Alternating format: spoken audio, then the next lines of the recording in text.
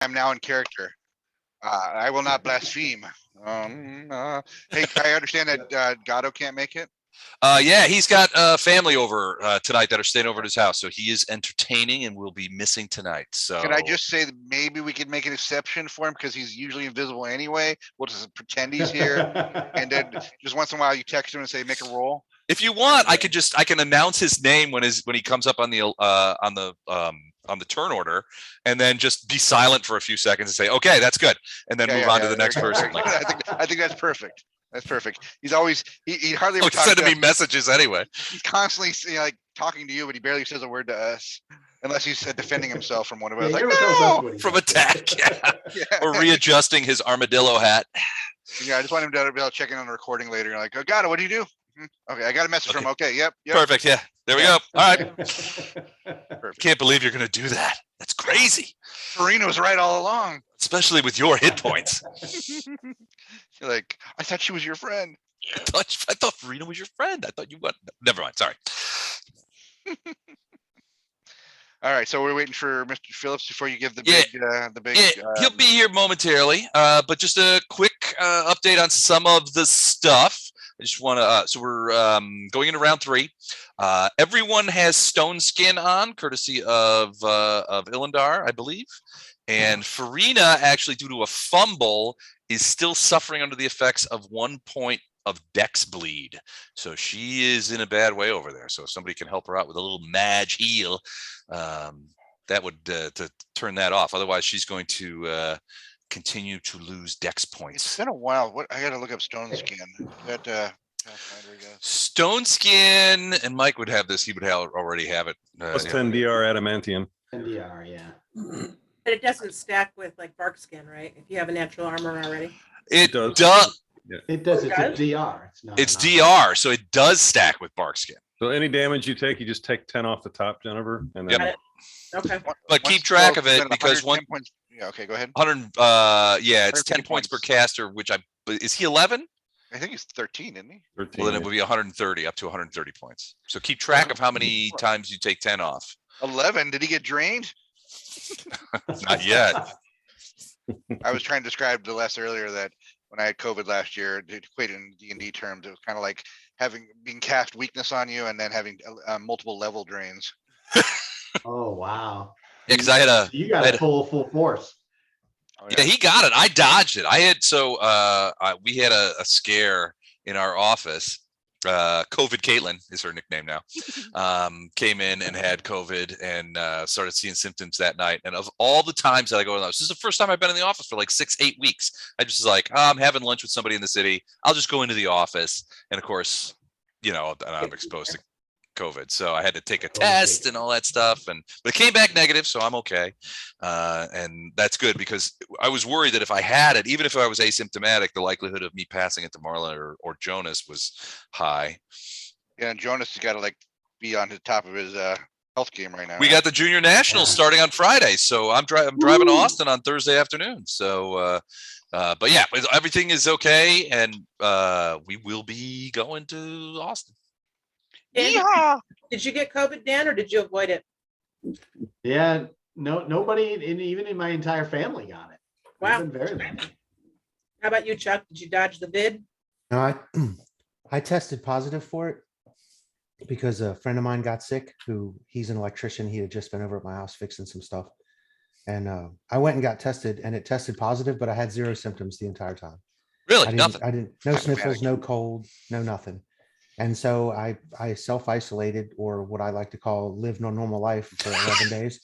And then I was fine, or at least I was considered fine by the general population. So yeah, it didn't do anything to me. It's like cold symptoms, and then it just snatches your breath away. It should be called the breath taker or something, because like your O2 just drops from like normal 97, 98 into the 80s, and suddenly not only can you not breathe, but you can't make rational decisions anymore because you're not getting enough oxygen to your brain.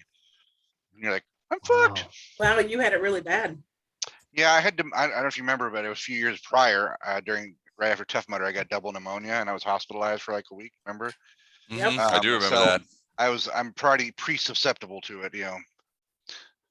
I won't say that both my parents were smokers when I was a child too, and all that secondhand smoke probably didn't help. But All that delicious secondhand smoke. Yeah, you'll be fine. Marble Man said so. But yeah, so I had probably a little less. Maybe that's what it is. The firsthand smoke wouldn't let COVID get a foothold. Yeah. Right, Yeah. It went in there, it's like, First hand nope. smoke is so much Yeah. better than second hand. Every morning in the shower, hawking up a big lung cookie. It's keeping COVID at bay. Yeah, COVID's like, "Ugh, I'm out. I was a Personally, fish. personally, I think it's the rum. You think it's the rum? That could think be it's it. the It's rum. true. Yeah. They say moderate alcohol intake, which I believe is 1 bottle of rum per week. The handle of rum. Sorry. Yeah. You go pirate. Handle of rum. Is I'm Need my grog. I'm drinking everything. So I got a bottle of Russian vodka in the freezer. I got a giant handle of bourbon out there. I was drinking. I got this. I got a tequila. I got some Cabo Wabo tequila, which I had not had any tequila in the house. So I was like, I need to get a tequila. So I was at the liquor store and picked up some tequila. Does And then- anybody drink it with you, Les? No, I wait until everybody goes to bed and then I drink it secret. You're like George That's the Thorogood by strategy I yourself. need. I wait No, to drink no, it Marla first. Marla hasn't had a drop of alcohol since she found out that she was pregnant with Matthias, and he's going to be, well, he's 21, so he's going to be 22 in March. What So do they call those in the 1800s? She's part of the Temperance League, right? she's the Temperance League, yeah. Yeah. She's out there beating you upside the head with the Bible. So what I like to do is I like to tell people I'm drinking for 2 now. So This one's for you, Marla. While we're telling random stories, waiting for Mike, right? I Um, think He's here. he's here, I think. Oh, okay. I would say that I remember I was like 22, 23, and one of my older friends like, oh yeah, you put vodka in the freezer and you freeze it. It's awesome. It never goes frizz. So I thought that was so awesome, and I had it in there. And one day, like, you know what? I love it so much. I'm gonna put these 3 bottles of champagne in the freezer too. It's gonna be so good. It's gonna be the coldest champagne ever. There I am at bed at like 4 o'clock in the morning, and there's like a detonation. I come in, there's glass everywhere. Their freezers open up. There's just like black glass all over the place. It was that old brute stuff. You remember those black bottles? I have my Stoli in the freezer. So it's actually not Russian. It's made, it says on the back, it's made in Latvia. So it's Latvian, but that's all right.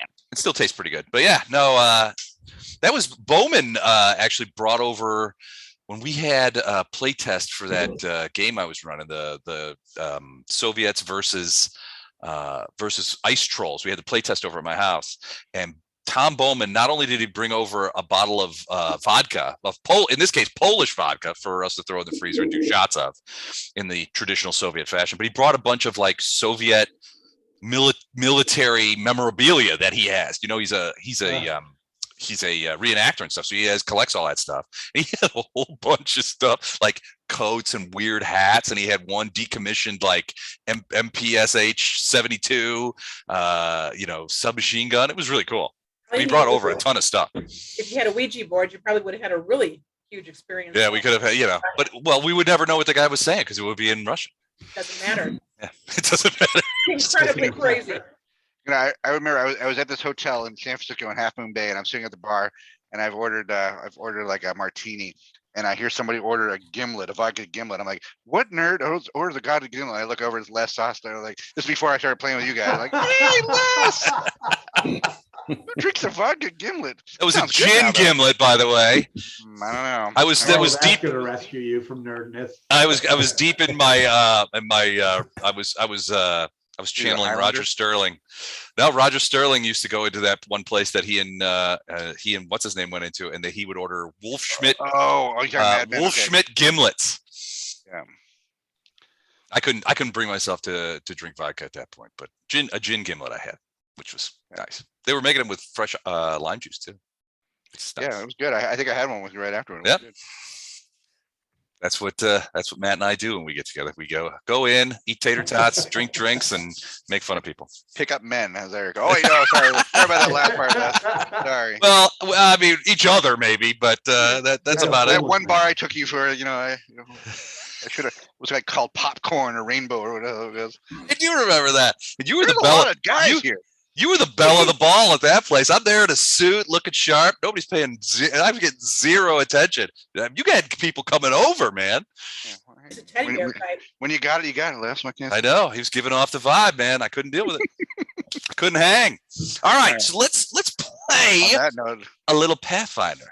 All right, so I mentioned Mike before you jumped on. I mentioned that you had cast Stone Skin on everybody. What caster level are you? There was some controversy about that. Told us for 13.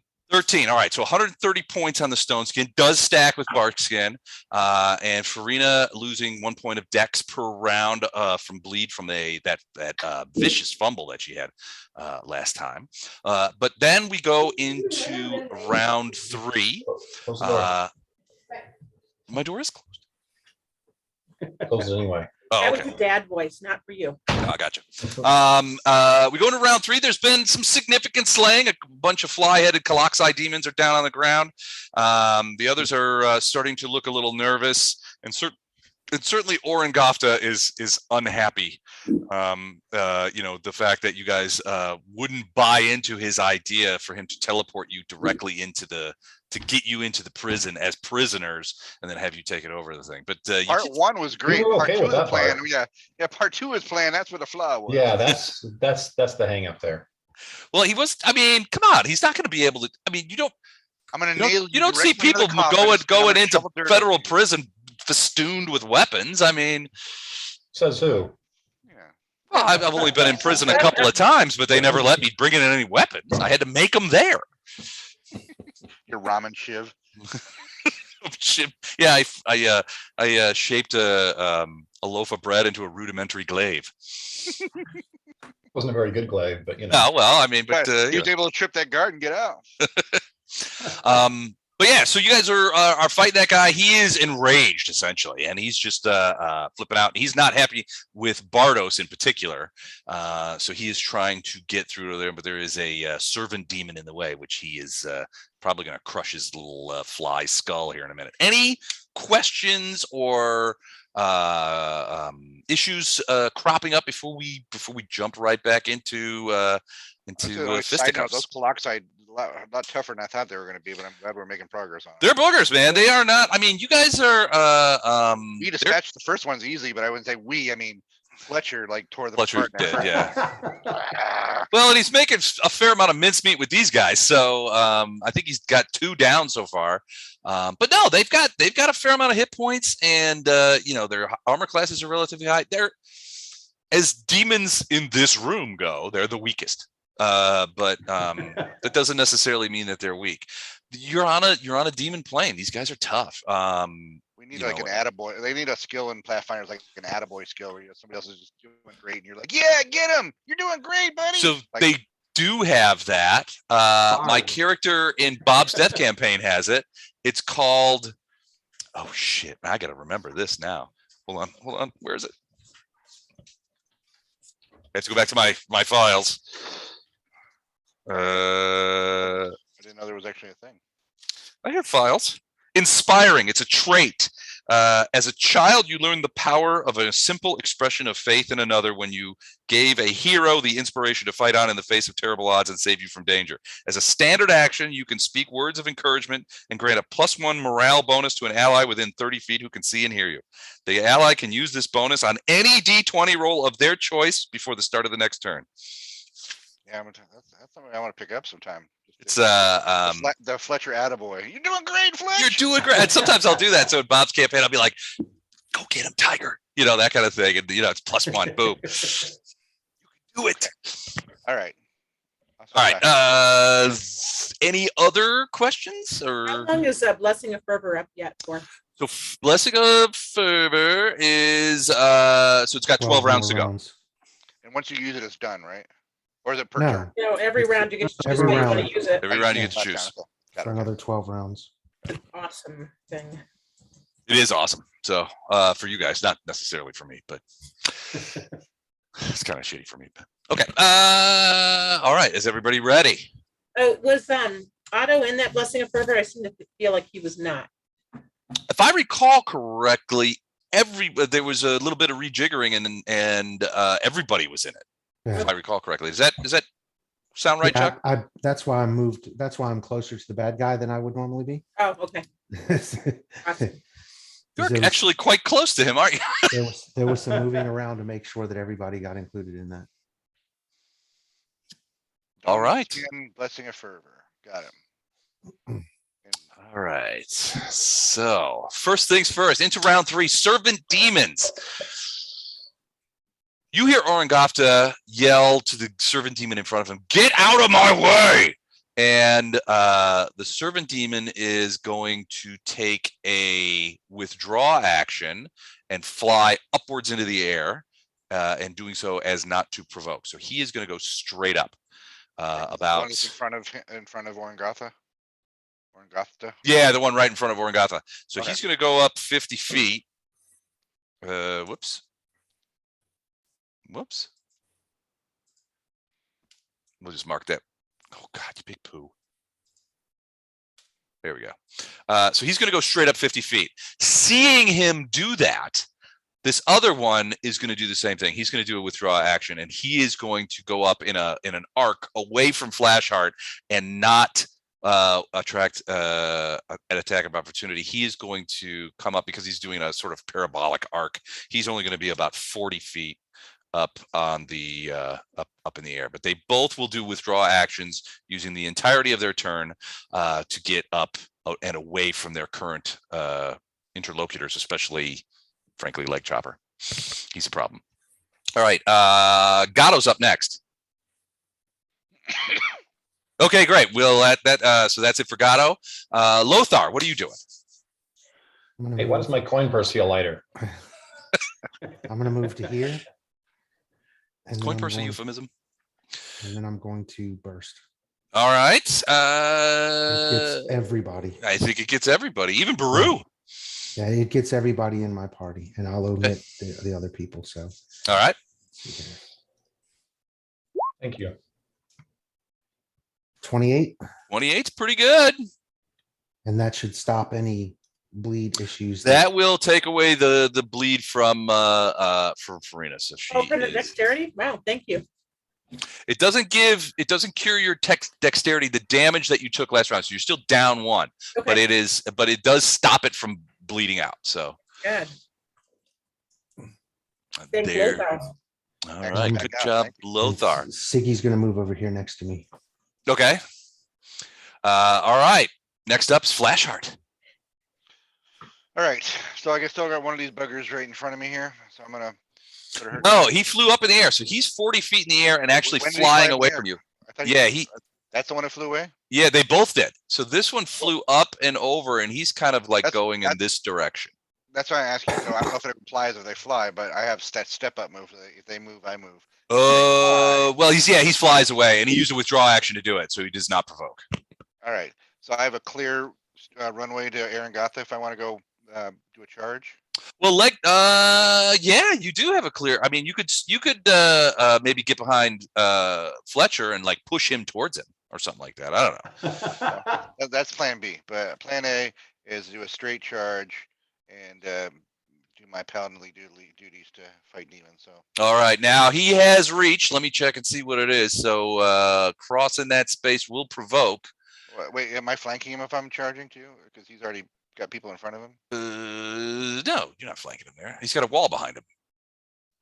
Oh, okay. But if I was on, like, say, this side of him, would I be flanking? With Otto, not yet. Potentially Okay. later, but not yet. Hold on, let me see. What is his reach? 15 feet. So yeah, he's going to get a claw attack on you as he as you cross the distance, and he is going to take that because he does not, as much as he doesn't like Bardos, he doesn't like paladins either. So I he's get that a just, lot. just gonna do that. What's the thing? Okay, that's it. That's not bad. You probably avoid this. It's only plus 23 to hit. A natural 4, so 27. He did miss. I'm assuming that's a miss. I Amadeus with me today. All right, go for it. All right. I don't know how to do the charge move. Let's see. What do I have for You charge? get -2 on your armor class. Oh, did you count Okay. that? Yeah. Oh, yeah. You're Okay. not even within. And then I 10. think +2 on your attack rolls. Okay. I Slight believe. mega evil. Did we lose somebody? Who'd we lose? Did we lose Gordon? Off his camera. And his microphone. I'm here. I'm just muted. Oh, I don't see you. Okay. I don't even see your box there. Oh, there you are. Okay. All right. Sorry. Thought we lost you. All right, go for it, Flash Art. Yeah, I'm doing it. I just, for some reason, the box didn't open.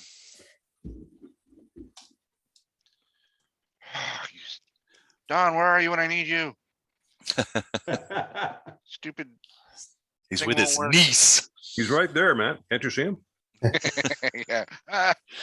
All right. I'm afraid Really long. Bardos is the only one with the permanent C invisibility, so. All right, so I'm gonna have to do these manually because I don't know why it's not working at the moment, but so the charge adds a plus, it's -2 to and +2 to the attack. Mhm. Okay, On top of all your other pluses. I'm going to add my +2 from Blessing of Fervor as well.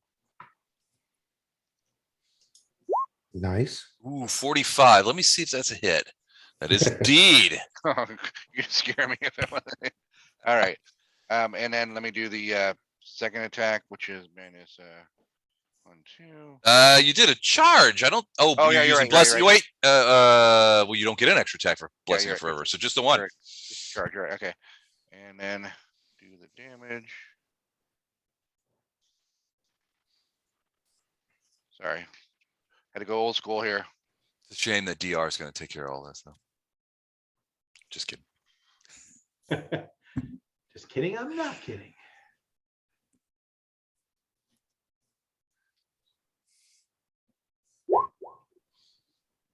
Ooh, 26 points.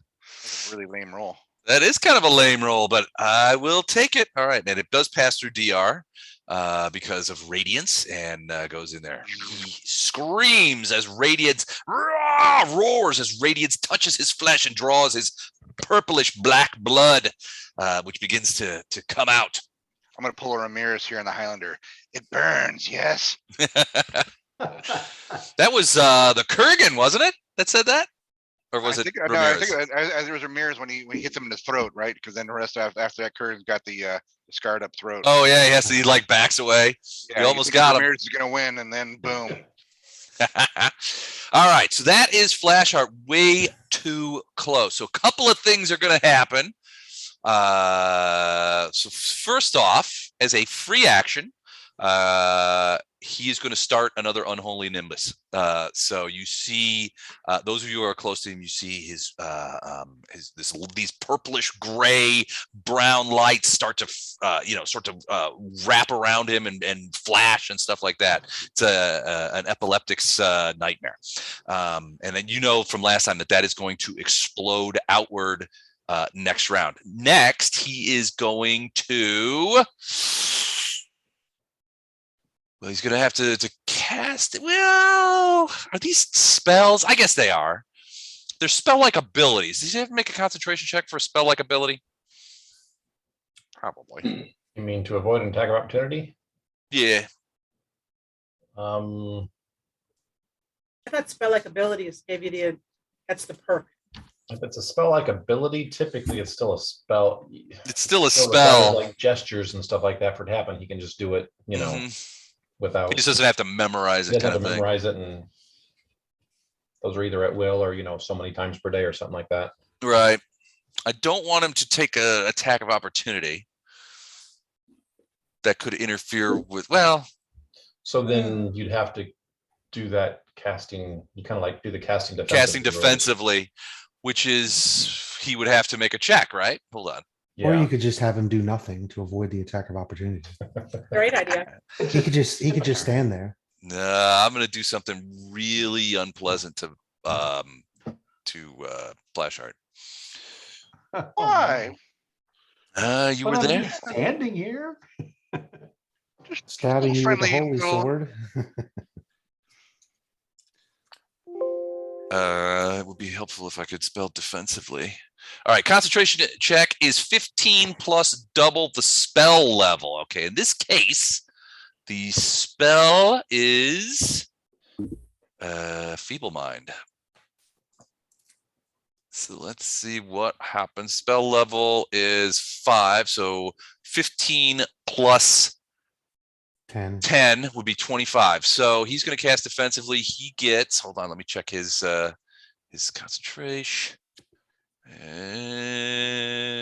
Okay, yeah, basically he's got a pretty good shot at making it. So he needs basically a 1 to miss it.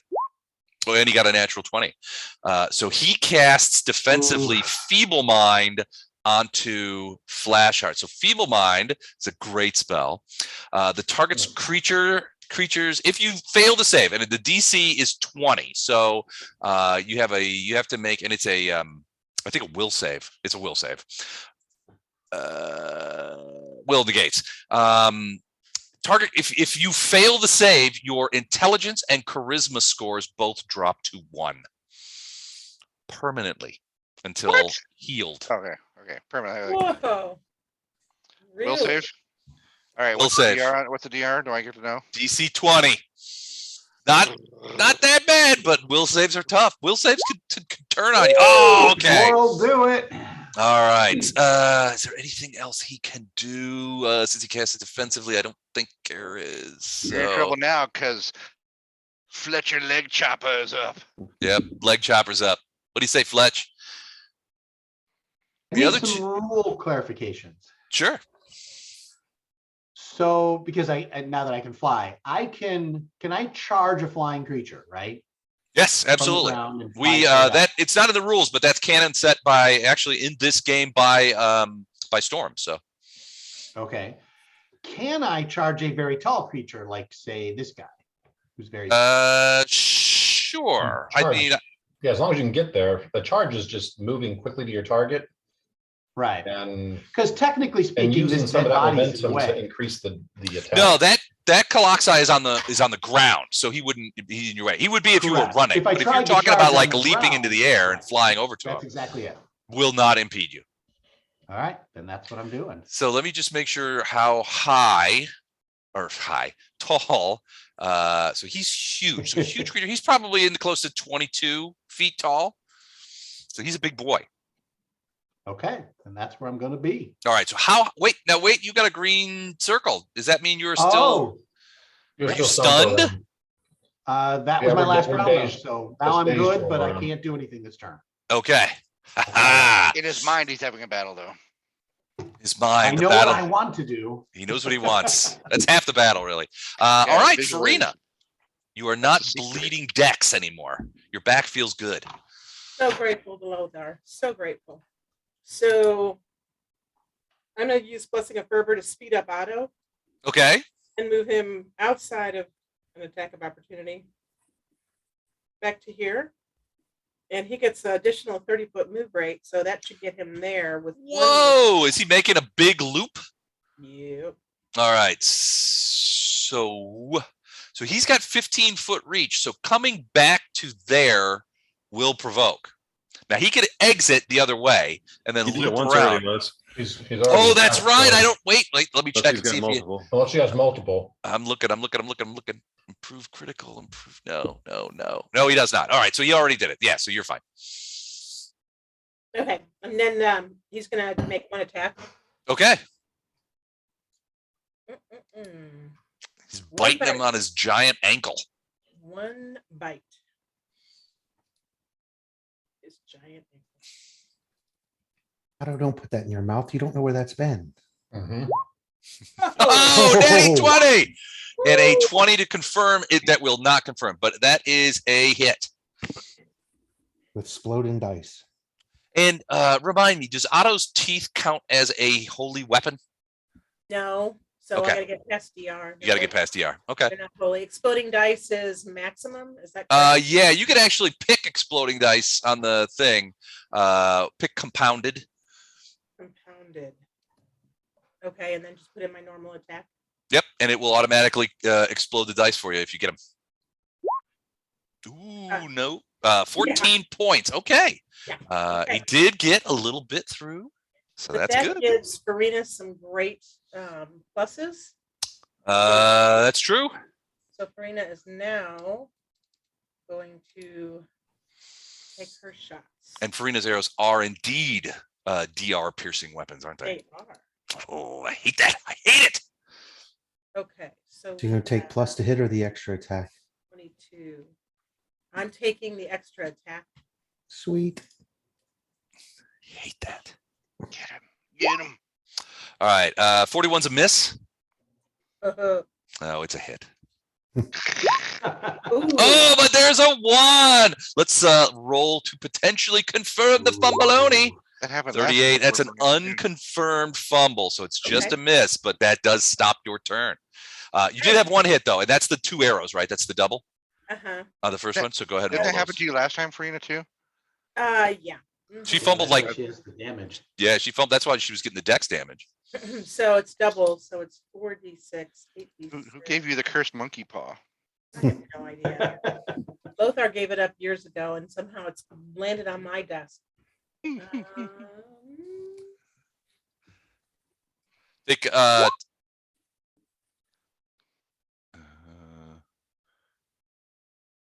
you got to take the Shadowrun compounding off. You got to take off. You got exploding dice still on. Oh crap! See that one of those d6s was 11 and the other was a 9. Two of them were 9s. Woo! Oh yeah. Okay. So just re-roll it, or you want to try and Just figure out re-roll how it. to Just do take off exploding dice. 32. Okay, that's respectable for a couple of arrows. Very respectable. And then I'm going to take a 5-foot step, kind of get some cover. I don't think it's going to make much of a difference, but Okay. that's it.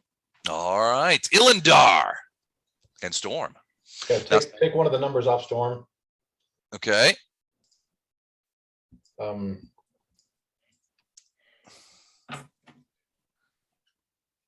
And as of right now, I don't have much I can do with what we're fighting, so. You got a magic missile. You got a wand of sleep. You got to Yeah. read magic. Let's see, with my bruiser incapacitated, I don't really want to piss anything off. Well, you've got at least 2 people that are going to be first in line for pissing him off. So, first Bardos and then Flashheart. They're both I forefront. wouldn't I mean, try magic missile with the big guy up there. you can try magic missile. No, Okay. I cast magic missile. so I'm just going to, like I said, back up and pass. All right, Bardos. Okay, I'm gonna go to there. I'm gonna cast a spell on Farina. Oh, and it does have a range, so I'm gonna actually go my full movement, which was, let's see here, 10, 20. So like here. And I'm gonna cast Keen Edge on Farina, so Oh. double critical. Nice. Hey, Les, How's You that didn't put for- that- Double critical, Jennifer, on any. Okay. did you So say that was lights 19 for points me? instead of Can you 20. put that circle back on there? I will. Yeah. Because I would have moved out of that area. Okay. Hold on a So I second. can't see it, so. Well, I don't know that I could show you it until it goes off. You said there was lights. Well, they're circling Area. around his body. Then Oh, okay. the They're last not- time they exploded out in Okay. and I'll just tell you, it would be a 60-foot circle, 60-foot radius. So right now they're sort of circling his body, but when he let go last time with it, when you saw it last time, it was 60 feet. So I'm not going to show you the circle, Okay. but I'll let you measure whatever you want. Wow, it's a long way.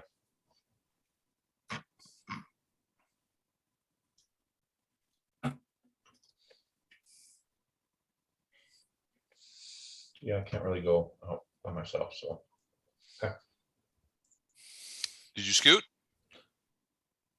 I can't. You can't I'm get far not enough gonna away? go- I'm not gonna go off by myself.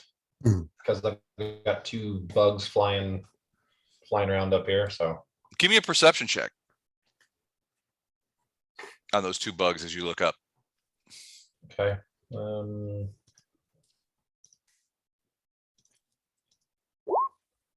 It looks like they're turning and heading for Storm because he's vulnerable. He's actually not vulnerable, he's just not gonna attack. Well, he's Proceed. vulnerable to their attacks. I think he still gets he doesn't lose any bonus to AC, Right, but they'll be able to maybe get their proboscises in him. That's who they're going for. right. Right, Bardos, you did Keen Edge on Farina's arrows. That doubles the crit range, right? 20 goes to 1920. Okay, so is your crit range is bigger than 1920 though, isn't it? No, I'm only at a 20. I was surprised too. Okay, so low. 19s and 20s, it will crit. All right, cool. That it for you, Bardos? Yep. Round 4. The fun round, as I like to call it. All right, these boogers are going to fly over here Trying to and find out what Gatto's doing. and land on either side of Storm.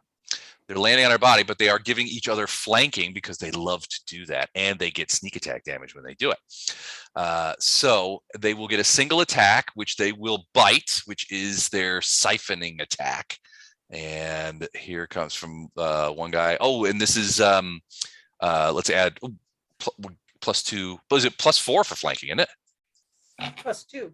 +2. +2 for flanking. It's +8 for flanking, right? I think something like that. All right. First guy, 30. Is that a hit? No. I'm sorry, 32. Does 32 hit Storm? No. No, He's she's not- geared for combat right now, so Okay. And then the second one, 36. nope. Okay. So neither of them managed to get in there, but they are landed on Storm and they are biting her or trying to insert their fly proboscises into her scaly dragon-like skin. Gatto, your turn. Oh, really? Is he? And now I'm messing a wand. Okay. All right. That's what Gatto does. All right, Lothar, what about you? Okay. You know this guy's going to burst in a couple of seconds with that unholy nimbus that he loves to do. Yeah, I don't know that I have any chance to get out of it though. Do we know from experience what the radius on that was? About 60 feet. Yeah. Radius or diameter? Radius. That's Ugh. frightening. Jesus. It's like demonic. Okay, so I'm going to use, hang on a second. I had to, there it is. I had to shut that down for something. So Okay. I'm gonna increase my speed, All right. With fervor. yeah, by 30 feet. So I'm going to move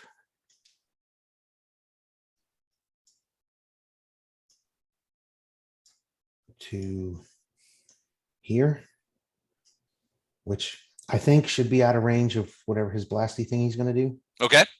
But then from here, I can see this thing trying to attack my buddy, the dragon. So I'm going to try and shoot it. Okay. So With the bow of Erastil. yeah, with the bow of Erastil. So Okay. armor class doesn't apply.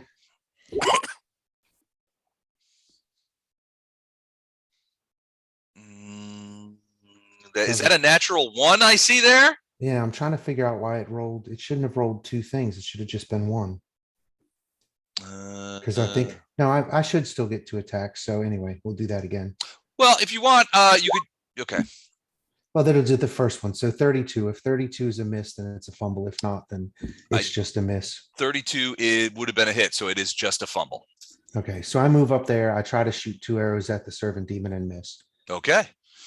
Another round of Blessing of Fervor comes off, and it's Flashheart's turn. You see these lights that are wrapping around. You can see them spinning tighter and tighter as you bring up Radiance for another strike. Right. Let's do this. Let's dance with the devil in the pale moonlight. Will he have to Smite. do another concentration check if he hits? Smite. Not mega with this. evil. This is a special ability. It's not a spell. What'd you say, Chuck? Smite mega evil. Yeah, that's what I'm going with. Mega. Mega. On to hit. Yeah.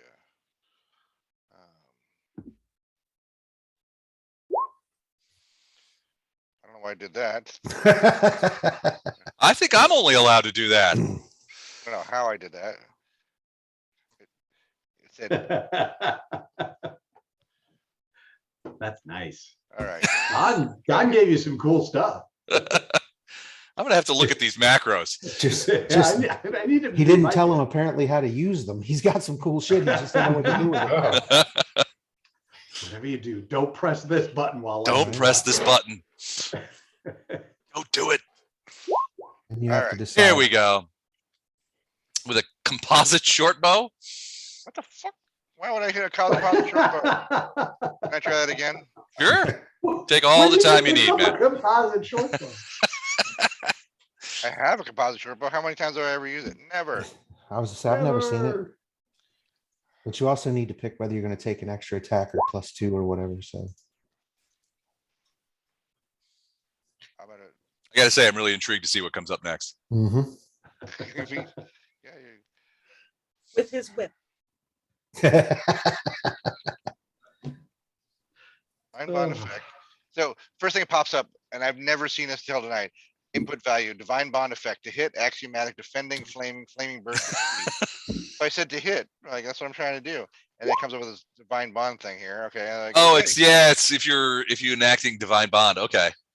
Yeah, I mean, It's one of your paladin things. yeah. But for whatever reason, my smite mega evil thing is not working. All right, I'm sorry, guys. You just gotta do it old Afraid- school. Afraid you're going to have to do it manuel. It's this easy. Ooh, All right, here we go. All right, so Second one. okay, that's one hit, And then third 2 one. hits. Oh, a potential fumble. Let's see it. Let me get the chart ready. Oh, these fumbles. Oh, not a fumble. Just stop Right. thing. But 2 hits. All right, so first hit. 70 points. Ouch, 30 Oh, points. Second hit. Another 30 points. All right.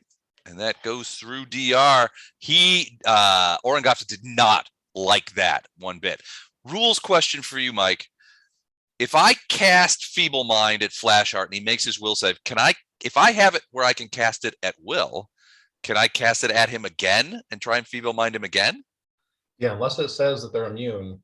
Yeah, every spell casting has its own save, and then it's done. So you can cast it again. You should be able to do it again.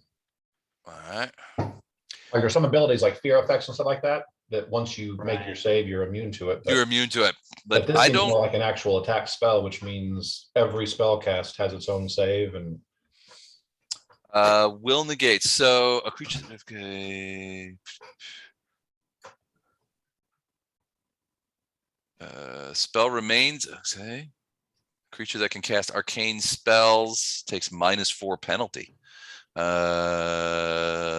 Yeah, it does not say that it immunifies you. yeah, to me, it seems more like just an attack spell. So if you got multiple attacks, then Well, he's doing a couple of different things here. So, and he's doing them in a particular order. So, first things first, as a free action, boom, the unholy nimbus goes off. Command. Everything in the purple is affected by the unholy nimbus, which I think is everybody but Lothar.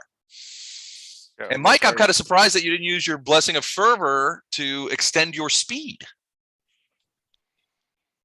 Or was it more that you didn't want to be out by yourself? I didn't know where those things were going. And if a mage is out by himself and those two guys flanked him, He's that mage toast. is gone and around. That would be tough. They can attack. So Yeah. all right. So here we go with And I get this. bonuses to stuff by staying close to storm. So All right. Orengofta creates a nimbus of unholy light, nauseating beams of writhing color to play around his body. One round later, the light bursts into 60-foot radius. Any non-demon creature caught within this area must succeed on a DC 22 will save or be dazed for 1d10 rounds as visions of madness. I think we ascertained last time that Bardos is immune to that because of it's an emotional effect. Is that correct? Did we agree on that? I think I remember that. Okay. All right. So Bardos is immune, but everybody else, I need a DC 22 will save. Except for Lothar. Lothar is out of the range, and Bardos is immune. Flashheart makes his. Yeah. so both of these are at, well, Storms is at +2, Illinar's is at +4. So Okay. Ooh, Dan. Again. hurt. So does that mean Storm passed, yeah. or is the +2 added in? Yep. No, the +2 is not added in. So she got a 23. Ah, gotcha. Okay. So for right now, Fletcher. Anybody else? Does that mean she's broke out of it now? No, she's still stunned from the last one, but then she has to face that up. But and So is these that things stack? yeah? They do. Well, it doesn't. She's still recovering from the last one, and that's unaffected by this. You know, it going off again doesn't blow out the problem. It doesn't heal her from the last one. Right. So it would have That's stacked developed more. then. If she had failed her save, it would have stacked more on top of it, though, because it's another set of these waves. All right, so I think only leg chopper, yeah? But chop us. Ooh. The chopper. All right, D10 rounds of dazed. my God. Ooh, that's gonna sting. What does it take to clear that up? Time. Time, and that's it. Who's hit with that, Fletcher? No, yeah. Got a limited wish, Les. Could I use a limited wish on that? might wanna look at- Potentially, yeah. I mean, I'd have to look, but Like I said, you might want to look at the I'll look it up. I've got focus, plenty the of focus time. cost for casting limited wish. all right, here we go. Limited wish. I got it right here. It lets you create nearly any type of effect. For example, a limited wish can do any of the following things: duplicate any sorcerer or wizard spell of 6th level or lower, duplicate any non-wizard spell of 5th, duplicate any it has to do with your schools if you have schools, opposition schools, undo the harmful effects of many spells including insanity, so it would work here, produce any other effect whose power level is in line with the above effects, such as a single creature automatically hitting on its next attack or taking a -7 penalty on its next saving throw. The duplicated spell allows saving throws and spell resistance is normal, but the save DC is for a 7th level spell. Limited wish spell duplicates a spell with a material component that costs more than 1,000 gold pieces. You must provide that component in addition to a 1,500 gold piece diamond, or any jewel will suffice, I think, and 1,500 gold pieces for the spell. Yeah, which I don't have actually. That's what I was talking about. Yeah, limited wish is nice, but it costs you 1,500 gold pieces every time you cast it. So it's a All great right. clutch thing, but it's not something you want to use every combat. All right, so Fletcher, you are stunned. I've got a 9 in there. We'll just skip next time. Actually, you know what? I'm not going to do that. We're going to put another thing because I will I'll forget. put a 'cause- 9. I'm next anyway, so just make it 9. Okay. All right. You're next anyway. So I'll just take that out then. Put another thing on there. All right. So 9. So, okay. So that's the first thing that he does. Also, as a free action, he is cranking out an unholy nimbus. I just did that. This is an unholy aura. A malevolent darkness surrounds the subject, him, protecting him from attacks, granting him resistance, and weakening good creatures. So here is the range on that. And this is also a free action. All right, so And Fletcher Like this, and Flashheart are Fletcher, both, Fletcher, and Otto and are both Otto. in this. Can you see it? but we all know Gatto's fine. Wherever he Gatto is. is fine. So each warded creature. You get a save less? Is there any save? Looking at the text. If a good creature succeeds on a melee attack against a warded creature, the offending attacker takes 1d6 points of strength damage, fortitude negates, but it also works as a protection from good, which means that, which functions as a protection from evil, only for good. So first, deflection bonus to AC, resistance bonus to saves for me. You are not exercising any mental command, and it prevents bodily contact by evil summoned creatures. In this case, good summoned creatures. Now, you guys are not summoned, so that won't be a factor An here. I don't animal think. isn't good or bad, right? An animal is considered neutral. I think in this case, you're talking about Otto. I think Otto has your alignment. I don't think he's neutral. Yeah. All most animal companions or like Highlines or whatever share the alignment of the main character. I don't think my alignment's the same as when I created this character. Now that I've spent like a year in hell, I'm pretty sure my alignment's been changed. To chaotic evil. That's okay. Yeah. As you okay. spend a lot of time with Gatto, it's corrosive. Like the one ring, it just burns into you. Well, it's like Much Ado About Nothing. They hated each other at first, and now not as much. All right, so no saving throw there. But if you do hit him with a weapon, you will take strength damage unless you make a save. What about And teeth? Are teeth a weapon? yeah, well, yeah. Natural Well, now wait a second. Let me check. If a good creature succeeds on a melee attack against a warded creature, the offender takes 1d6 points of strength damage. Fortitude negates. That's kind of metagaming. Like, would we know that? Yeah. I'm not sure what, was I supposed to do something here? I'm trying to follow this. I don't understand what you're saying. Do I need to do something with the 1d6? No, just so you know that, well, I'm just mentioning that it happens. So I don't know if it'll change your behavior at all. But then as his last thing, he is hitting Flashheart again with Feeble Mind, which he can do at will. Can he just do 3 things? One of them was automatic. The Well- Unholy Aura is a free action. The other thing was started in that last round. So this is really his thing. Man. Started that one out.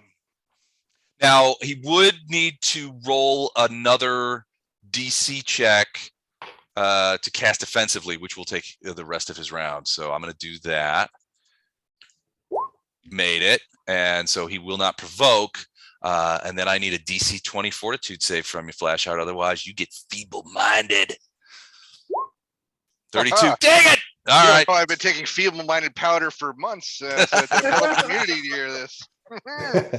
I'm already feeble-minded. Never get into a battle of wits with a paladin when Feeble Mind is on the table.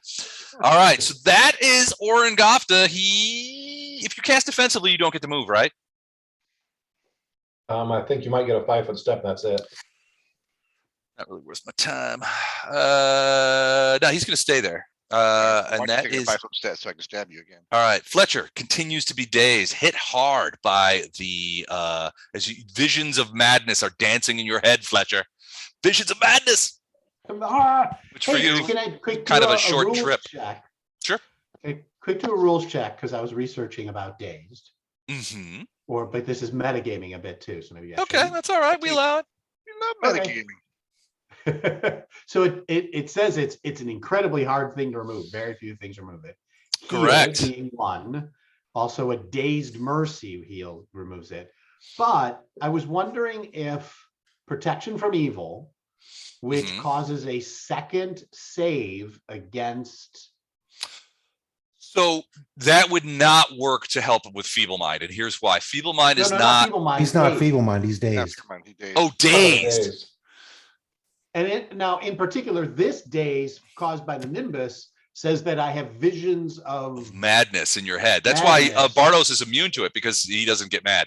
you can't get madness. Is So it that- seems like it's a mental effect, so that a protection from evil might work. Ooh, it is definitely a mental effect. So protection from evil would have given you a plus to the save the first time. And it gives But you if a, that's Plus now- 2, but it gives you a it new gives you a save. second save the next Correct. round if you fail.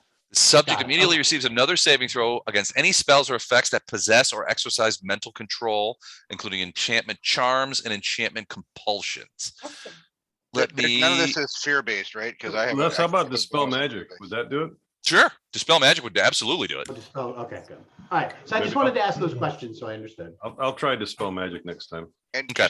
just to clarify, that is not a fear-based attack, right? Anybody who's within my radius gets a bonus. No, on I'm madness. I'm mad. It's not a fear thing. It's a mental effect, but I'm crazy. I'm selling mattresses. Yeah. Well, no, Yeah. what you're doing is you're shocked. You hit these lights. Basically, you saw them, and you're looking into it, and these lights are bouncing around in your brain, and they're coalescing into visions of madness, insanity. It's driving you insane fear. looking at these things. Well, I mean, to be honest, you just chopped off your friend's leg and fed it to a bunch of carnivorous insects, and then watched that leg grow right back. So you were already on the brink. I mean, Actually, I'm thinking I kind of enjoyed it. You guys are, just like a step and a half from madness anyway. Yeah. So it's This is- a lot, this it's a is lot Call of going on in your Cthulhu. lives. this is Call of Cthulhu. We've read from the dark books already. Right there. I'm sorry to slow it down. No, it's all right.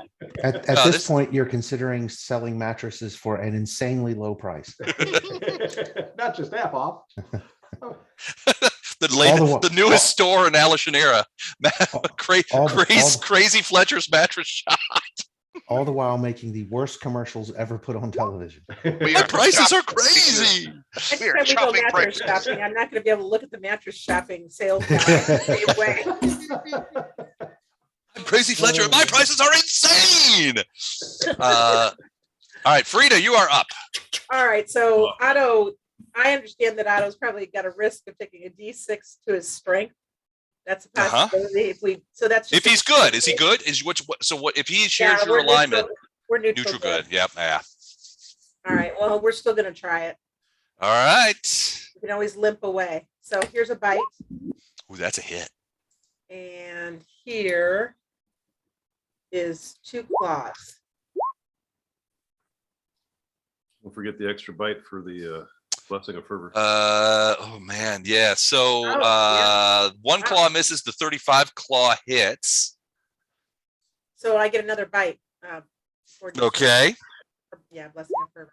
Ooh, probably. That's gonna miss. Okay.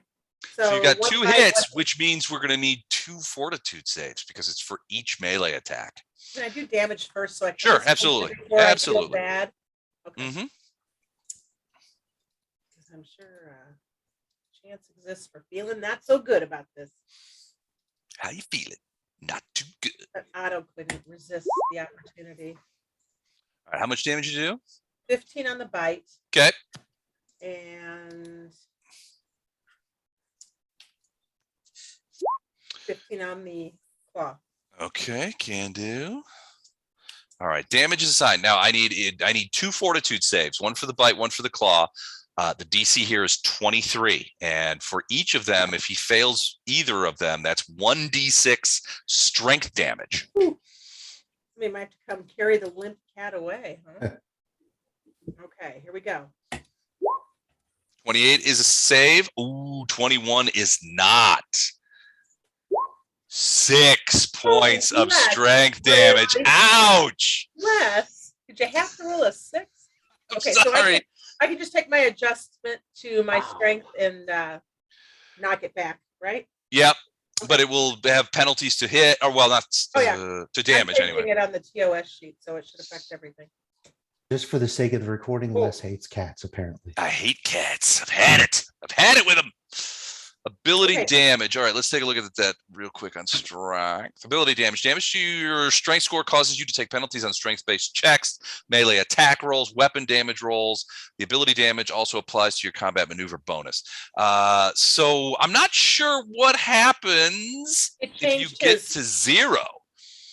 You can't move. Die. If any of your stats ever reach 0, you die. Here we go. No, if the amount of ability damage you have taken equals to or exceeds your ability score, you immediately fall unconscious until the damage is less than your ability score. The only exception to this is your con score. If your damage to your con is equal or greater to your con score, you die. So it's unconscious for other ability scores. Okay. Death That for must con. be specific for this thing because under normal Nope. circumstances, if any of your stats get to 0, that character dies. Here's the stuff. Hold on a second. Is that specific to this actual It's spell? right off the No, it's right off the SRD. Here you go. Okay, Don, knock it off. Might be thinking old 3.5 rules, maybe. Mike, they might have changed it. They nerfed a lot of stuff like that in Pathfinder. There's the link. It's about, well, it's a ways down the page. It's almost near the bottom of the page. Wow, It's, okay. it's ability score damage, but that's That might be the changed. rule. It might be changed, yeah. Because Don and I have actually talked about a certain ability that's going on with him, and he's like, "Yeah, that'll actually kill me." 3.5 maybe, but not in Pathfinder. He'll just go unconscious. But here's the thing: you stay unconscious until that damage is recovered. Right. So recovering ability score damage, I think it takes days. Like No, so. it's just- yeah, someone just like Lothar did for for Illendar. When he went to see his girlfriend, Lothar just has to stock up on restorations. Yeah. Probably Yeah. still got some of those kicking around. Yeah, actually, a regular restoration, I think, gets rid of all. Yeah. I believe you're right. Yeah, It gets rid of everything One that's spell. there. I think a lesser does like D4 Lesser does points or like something like that. D4 plus something or D6 or something like that. So Right. Otto's shot for a while.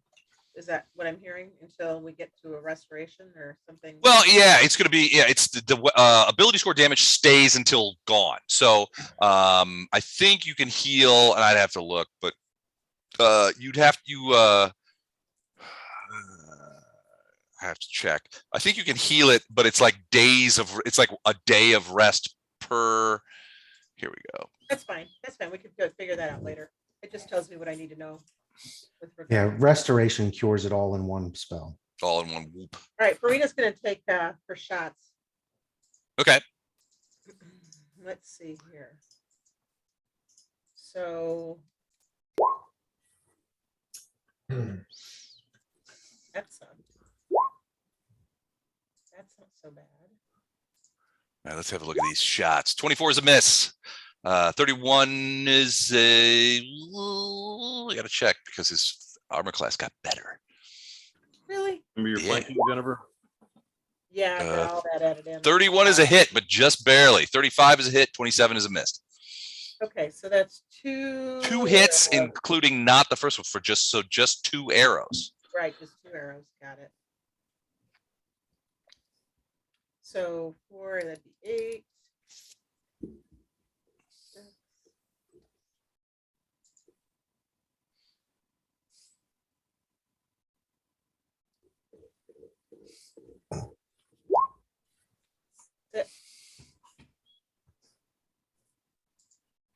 All right, 47 points.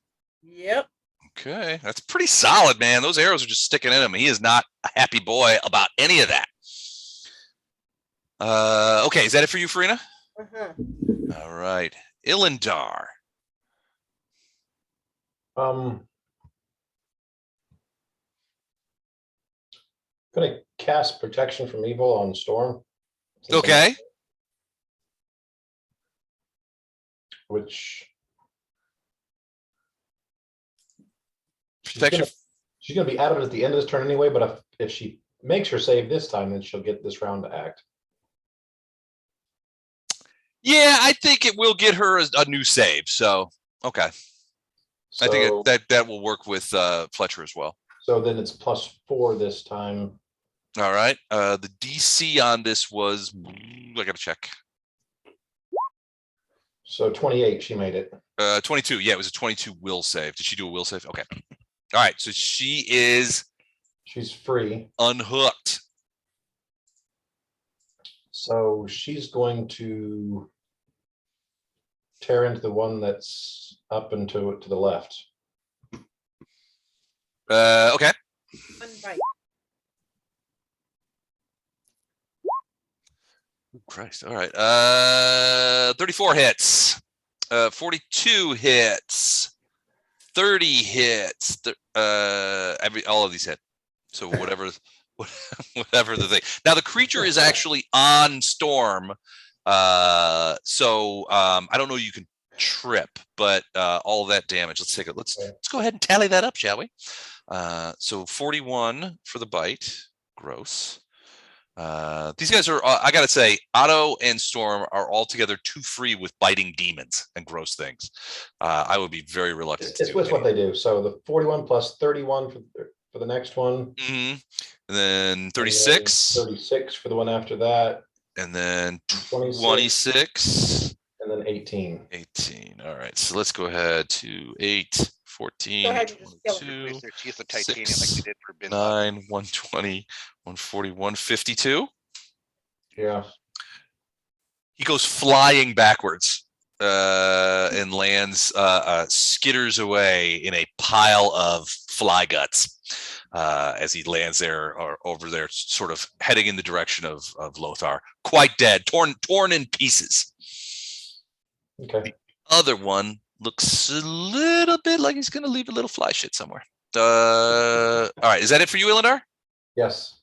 Okay. And I tell Fletcher I'm on my way. Fletcher's like, ugh, ugh. Bardos. I'm going to try a greater dispel magic, Les. On Fletcher. I'm going to do an area dispel, Okay. 20-foot radius burst. So I'm going to try to fix Otto's strength drain. I'm going to try to fix Fletcher's mind games, and I'm going to try to dispel whatever the demon has going on with him. So all three of those. I don't think you can do the ability drain because that already happened. Yeah, I don't think ability Okay. drains can be fixed But- by greater dispel magic. It's but not the other magical one, damage. yeah. Okay. And you're trying to shut down the unholy aura. Right. as well. Okay, with a greater dispel. Okay, so for the unholy aura, it's your caster level against mine, right? But I can never remember this, which I should be able to. See. Yes. Dispel Magico. All right. And I'm going to use my last Nanite Surge. surge on this. Okay. So it's D20 plus level, right?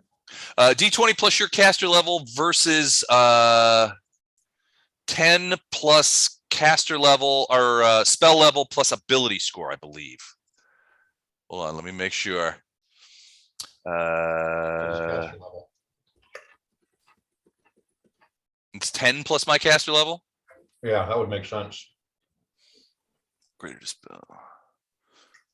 Because that gives you basically a 50-50 shot if they're your level.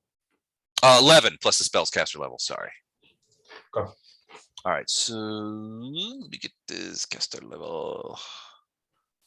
I'm Okay, just rolling a D20 plus my caster level, right? correct. Plus my nanite surge. Okay. 43 does not make it. Sorry. No, I'm kidding. It blows it away. Liar. No, it was 23. You got 20 better than what you needed. So, so it does cure Fletcher's stuff, and it does take away the Holy Nimbus. Now, the Holy Nimbus, or I'm sorry, the Unholy Aura is it is it's constant. So what it does, I believe, is it knocks it down for rounds each. Spells and with an ongoing spell, you make a dispel check. The object is targeted as a magic item. I think it's unusable for an amount of rounds equal to your caster level, but I might be wrong about that. What do you guys think is better? Actually, we might be writing canon here. So what do you guys think is fair? That it's for an ongoing effect, like he can unholy aura at any time and keep it on all the time. It's blown away by the greater dispel, no question there. Can he bring it back after a number of rounds equal to Bardos's caster level, or a number of rounds equal to the amount of the dice roll above the thing that was necessary to defeat it? So in this case, Gordon rolled a 43. Yeah, they both make sense to me. That's 20 more than he needed. So under that rule, it would be 20 rounds before you can bring that back. The power of Bardos magic being so puissant. That makes more sense to me. But I like that. I think that makes more sense, and it sort of it adds the power of the mage in a better way, I think. All right, Fletcher's back online. Fletcher's definitely back online, and the unholy aura is off. That means two things. One, so that was actually really good play by Bardos, because what he's done is he's freed up your biggest killer, and he's made it so that both the paladin and Fletcher can hit the demon without worrying about strength damage, like Otto took. But Otto's still affected. Yeah. Just out of curiosity, was I supposed to roll for strength damage? Because I've hit never got a chance to hit him yet. I've hit him multiple times. Not Since he look where you guys are, where you are. You come right before him. He did that last round, so you haven't had a chance to attack him before that happened. But now it's gone. He's starting to look. Well, he certainly knows, Bardos, that you did this. He is. Well, I got a move action. He's not happy. And 20. I'm moving back here. Storm shadow. I would stand right in the storm shadow. There's nothing else going on in this room, right? Nothing else showing up anywhere. Or... No, there's still just the one fly demon that's holding on to Storm and knows it's about to die. Okay. All right, so that's it for you, Bardos. We go into round 5. I'm going to move further back too. It's a free action. Orengofta yells, "Get that mage! Kill that mage!" And so this guy says, "Okay, boss," and lifts off and is going to do a withdraw action away from Storm. He does not provoke. So he's basically flying upward again, and he is going to move over to about no, he's not. He's about here, but he's now 40 feet in the air.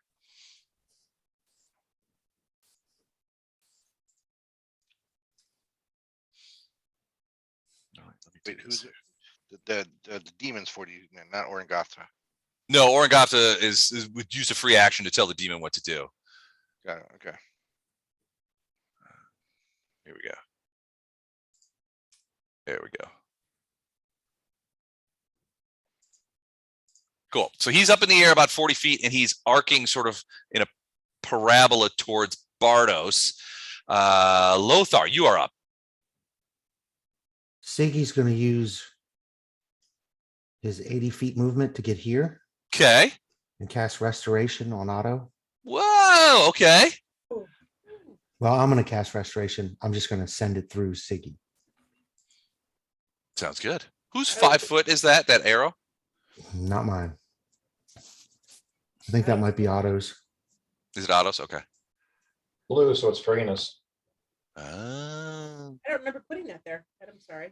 You No worries. can do it if you want. I just can't do anything with it, so How can I delete it? no idea. By selecting it, delete. There we go. All right, so that's so Lothar, you infuse Siggy with restoration, comes over, gives it to Otto, and is it greater or lesser?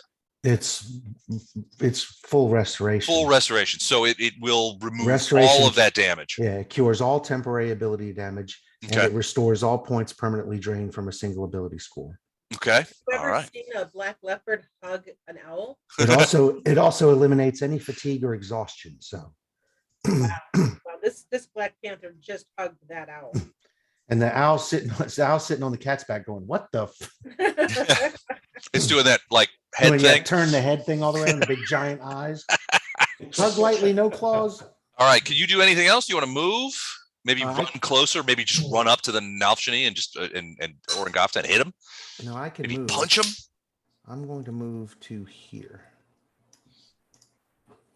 and that's my turn. Okay. All right. Wait, I Lionheart, have a quick ready- question ready before for that. you. He's Sure. trying. This thing, is that a pillar? Which thing? This thing here? Yeah. No. Yeah, not those are the one- pillars. Okay, well then I'm going to move to here instead. So Okay. I can have a free line of sight to shoot. Gotcha. Okay. All right. Go flash heart. Go flash heart. Go flash heart. Oh, Hi, I'm man. Flashheart, and I'll be your murderer today. All right. Flashheart is up. I'm just trying to figure out. I'm hoping I get another turn, frankly. Go on, 'Cause Murder Inc. he We're is. kind of hoping you don't. He's not looking happy.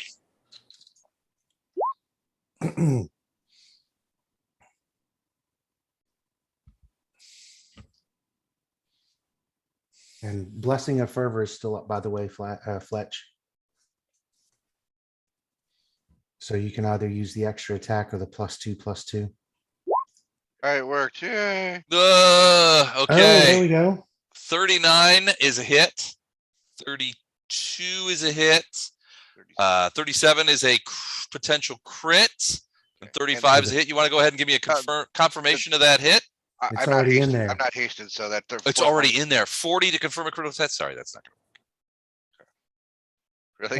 That's a crit. That's a crit. Chart, All right, chart, so chart, all chart. 4 hits, and you want the chart? It's 3 Yes. hits. Yeah, I the- didn't have a 4th hit. The Yeah, the 4th hit last is one. if I had hasted. I'm not hasted. Oh, but you have Blessing of Fervor. I used a +2 on the attack. Ah, you used the +2. All right, so all right, let's look at the crit.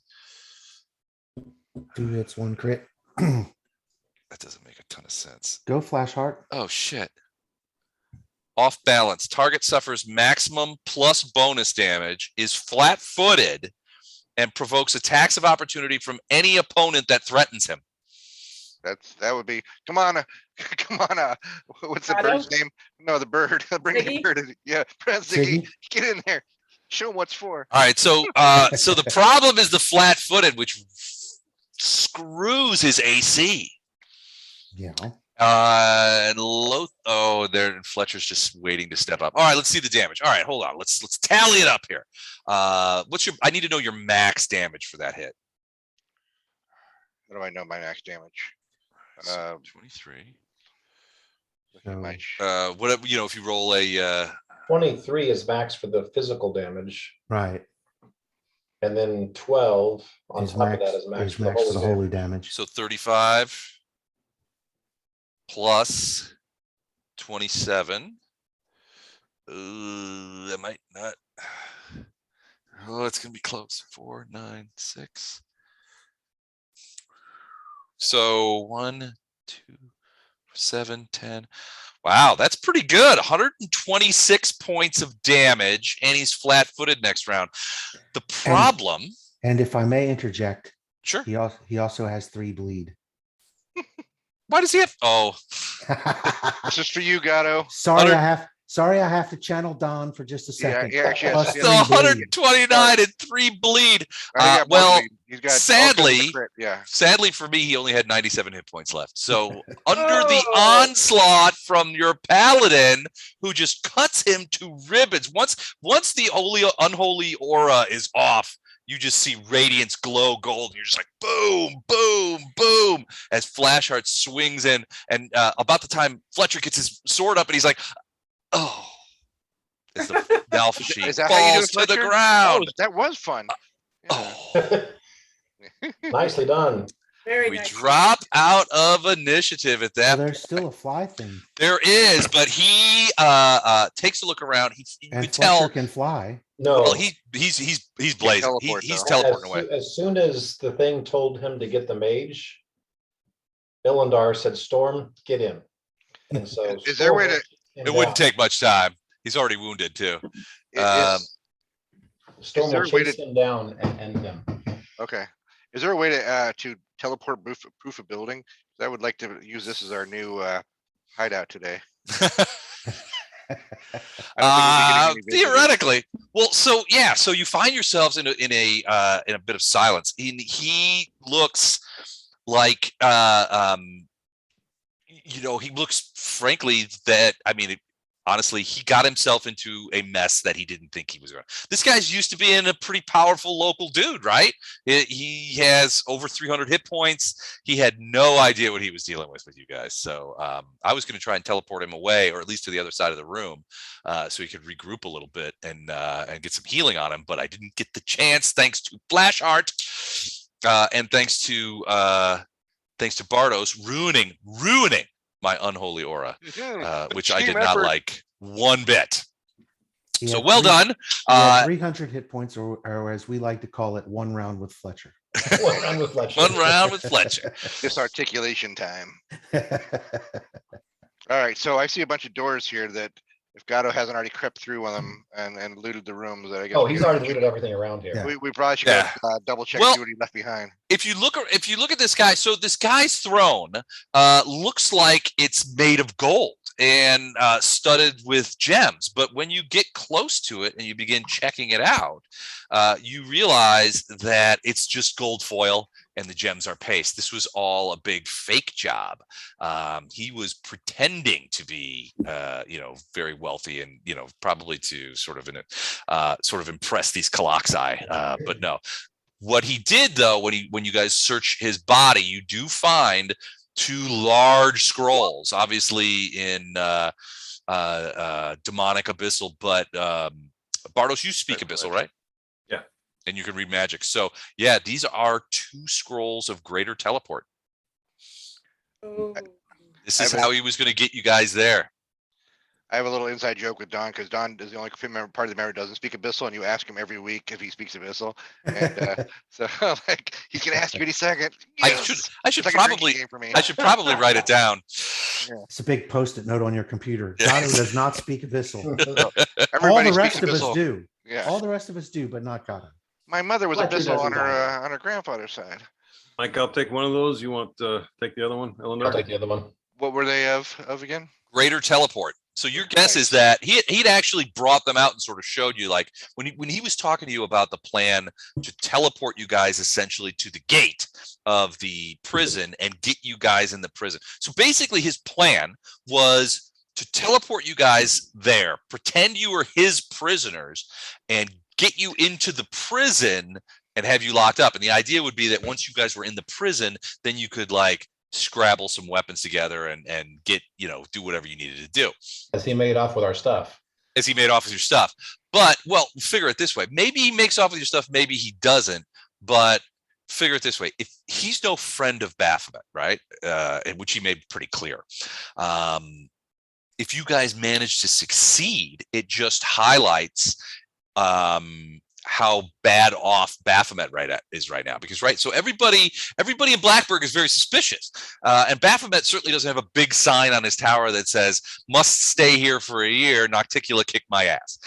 He doesn't want people to know that, but everybody's very suspicious because this is atypical behavior for him.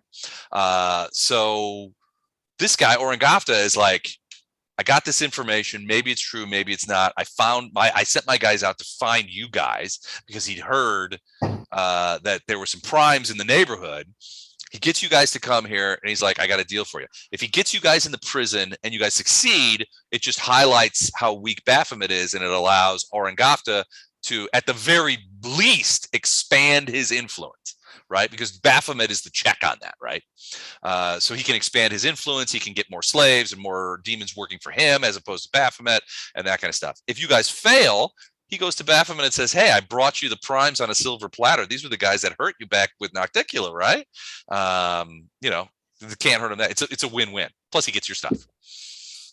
Yeah, well, that plan didn't work out so well for him. It did not work out as well as hoped, but I gotta give credit where it's due. Usually you would have let Fletcher go ahead and carry the load on the battle part, but Fletcher I don't think got a strike in on the main demon the entire night. I did not. He kept seeing those visions of madness. Yes, thanks to that. And he succumbs to that pretty easily because of that blood disease he had for a while. So he's already a little mad anyway. We're all mad here. All right, so you have that. So you have some information from Verbovezzor. You got a general location of the prison. These particular greater teleport scrolls seem to be, if not close, then I mean, it could be that they teleport you right to the door. Because that seems Bardos, give me a quick spellcraft check or something like that. He was offering to teleport us past the Guardian, right? Right. Yeah. He was saying, I'll teleport you past the Father of Worms, and to the gate. Basically his plan was, I will teleport you to the gate, and then they will bring you in and then you'll be in the prison. In this case, you have a pretty good idea of being able to get close to the entrance to the prison, but that would mean that you'd have to potentially fight the Father of Worms. That said, you got the chalice of Ozum from Saint Lymarin of Iomade, who said basically the Father of Worms, this great guardian that is near that blocks the door of this prison, is got this caustic blood. So on the prison itself, the prison door itself is this great lock that that reacts. It can't be picked. It can't be broken. There's only those who have the keys can even open it, and only by Baphomet's will. But Lymarin said that if you get this blood from this Father of Worms, it has this incredibly caustic blood. And if you capture it in this chalice and take it to that gate, it will melt the lock and get you into the prison. So you got a couple of options here. These scrolls will probably get you right to the main gate, but then you have the lock to deal with. If you use Verbovezzor's instructions, which Bardos has now, basically written and encrypted and codified in the book that he has, that helps you guys kind of like, knock around this plane. You'll get close, but it may not be super close. but the thing is, you will probably, but it'll put you in a position where you'll be approaching the prison from a distance, and you'll be able to get at the father of worms in his cave and essentially maybe get a hold of this caustic material. I'm down with that. I think we can. I don't know if we have time to rest here, but if we have time to seal this place up and rest, it might be a good idea before we head over there. Are any school supplies we need before we go? Well, the doors and stuff are just sort of like similar to what you've seen in other places. The We sort should of probably doors that you search see in this all. place, don't you think, guys? Just in case Mrs. Verbovezzor or whatever is in the next room taking a bath or something. Yes. So there's several sets of doors, and these are raised platforms. You can see the set of stairs; those go up. There's a couple of statues over here that are radiating light. You came through these doors, so you know that those doors lead back out into the city. These doors up here, when you check them, they just lead off. It's a hallway that leads off, very reminiscent of the when you guys. We're at the reception area, and you check the doors there after you kill those guys. They just sort of lead off. It's a maze, remember? It's a labyrinth. So all these hallways just sort of lead off. The same is true for the two sets of doors down in the south. They just lead off into hallways that go in different directions. But there's no rooms or anything back there. As far as you can tell, this is the primary room. So he just has a bunch of random hallways. Yeah. Because it's a maze. I forget we're in Maze World. And so So- everything is a random hallway. Counter proposal. Since everything's in a random hallway, what do we, Frina, don't you have the ability to throw up your Sylvan retreat or whatever? If we just drop that in the middle of a random hallway with or without an illusion in front of it and just set up shop there for the night? Might be nicer than having to lay next to this big demon body. And That You way, just set up behind this throne. Nobody's I gonna was go back thinking there that for too. it. Yeah, we do that too. I just thinking like if everybody in this plane knows that there's a bunch of rando hallways, they're probably not going to go deeply searching each of them looking for us. what's the floor made of, Les? It's like sort of just like that black, or sort of just like stone. It's not black in this case because of the way they do these maps, Would which that- I do not like. But Qualify for a natural surface? It's demonic taupe. it would be natural for here. So yeah, I guess it's stone. I think stone is the same everywhere. I don't think the abyssal stone has any particular qualities that would mark it as much different. This is really supposed to ask for type questions like, is it travertine? Is it a slate? Is Yeah.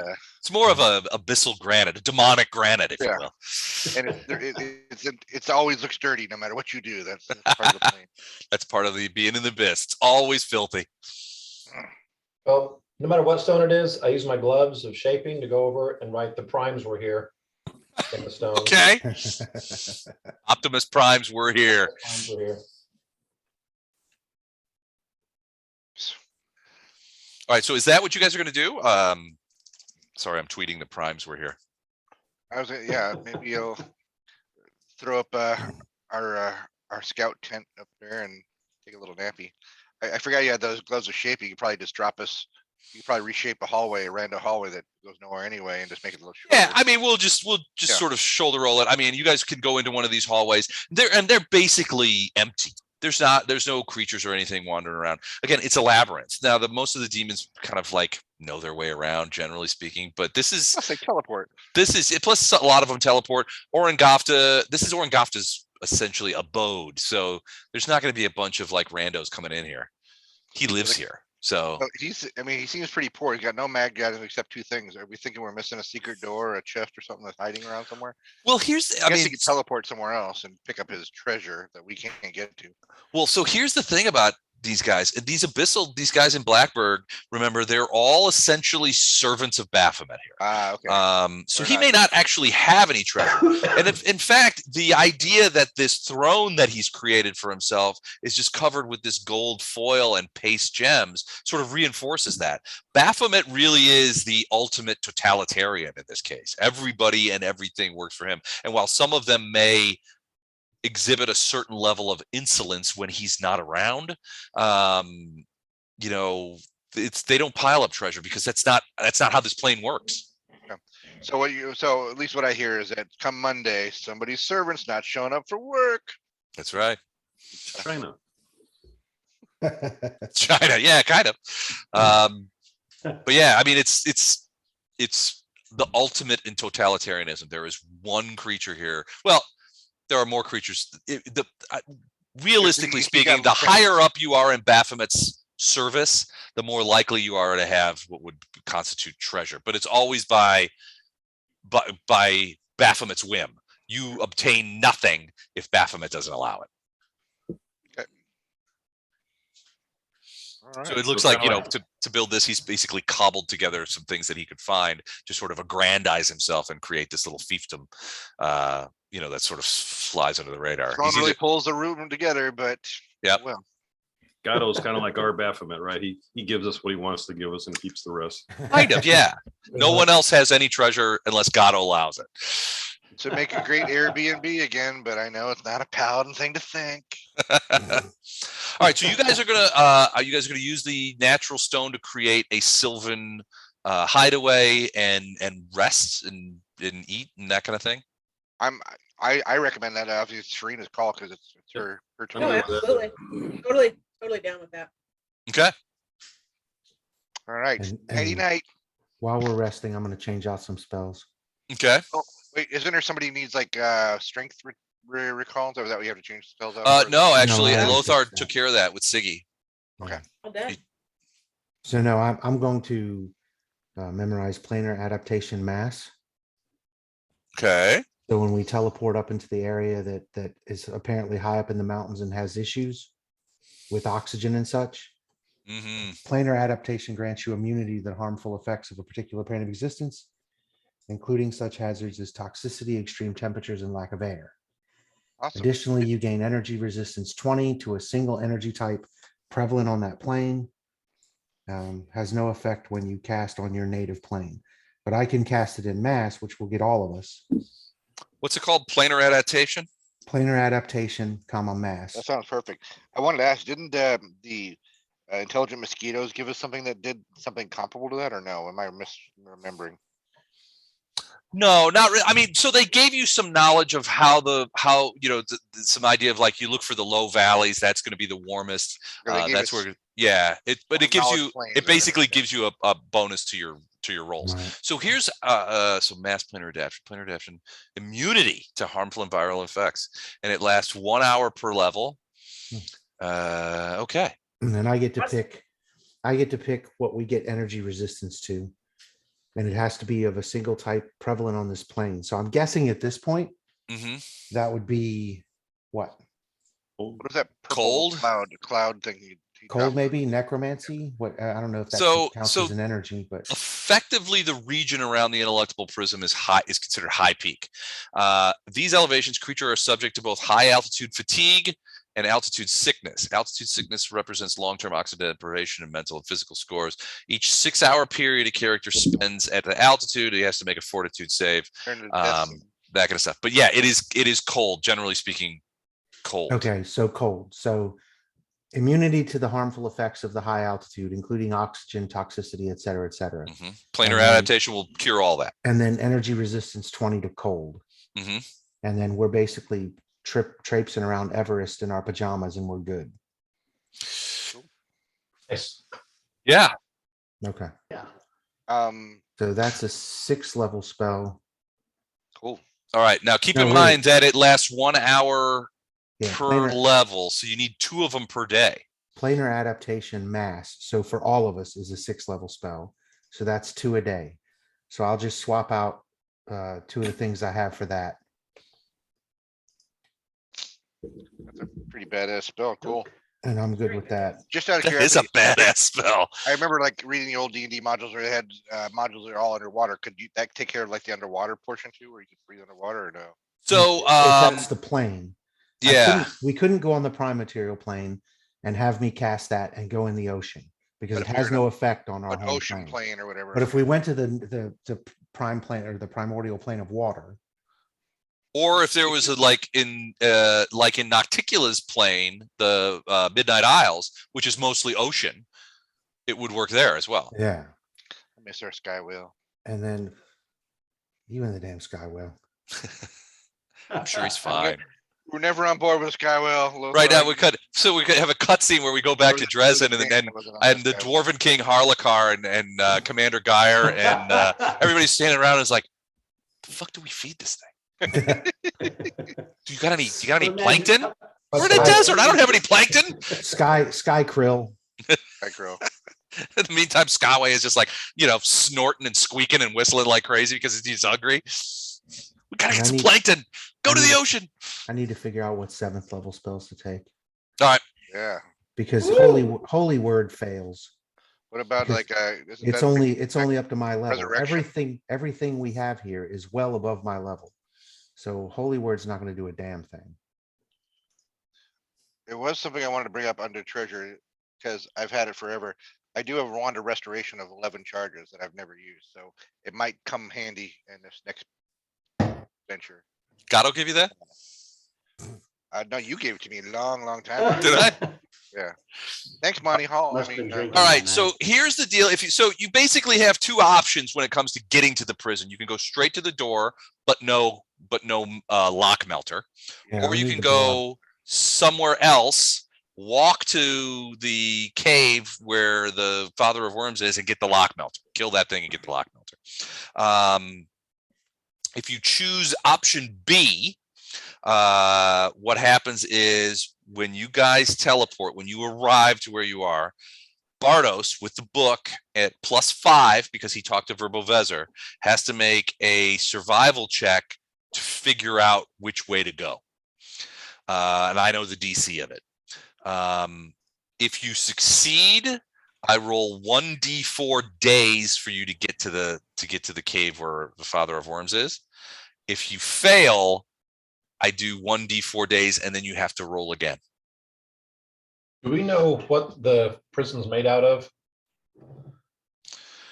Well, it's I don't know. Do It's we? on a mountain, so it's probably stone. It's probably stone, but it's also probably incredibly magical. Magically infused stone and metal, that kind of thing. All right. So with the case of planar adaptation, mass planar adaptation, all of the problems associated with getting there,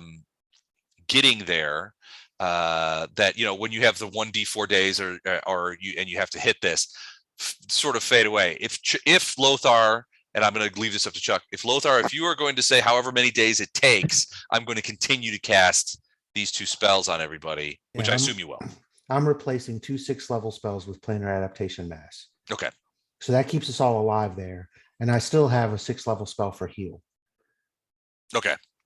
How do you guys feel about regenerate? Is that important enough to have constantly memorized? It might be. It might be, but I'm just looking at my 7th level spells. Yeah. Like I said, holy word is a failure because until I'm higher level in the stuff we're dealing with, it doesn't do anything. Most of them are immune to it. And even the ones who aren't, at best, if they're my level, it dazes them for a round. What are you talking Now about? that's holy word. Now them being dazed for a round is enough for Fletcher to cut him into 37,000 pieces. That's like one creature, and that's a big spell for something he was going to do anyway. You know what I mean? Yeah, I'd focus, when in doubt, focus on utility and healing. The healing, Yeah, you can swap offense, out like you whenever said, want anyway, we're right? attacking things that are usually several levels above us. Well, the healing thing, you can replace a spell with a healing spell if it has the word cure in it. Right. Yep. So once you get high enough level, as an example, heal is not something you can automatically replace. Right. It doesn't say cure. But heal is basically the top drawer healing spell that you Right. can do. So That's the heal best one is out there. something I have to do. I have to actually memorize. Now Right, I'm just there are saying. some cure, like cure serious mass. I can swap that out for a 7th level if I memorize something else because it has cure in the title. Right. And my understanding is I can swap. So basically I have something else I wanted to run by you guys. I have, where'd it go?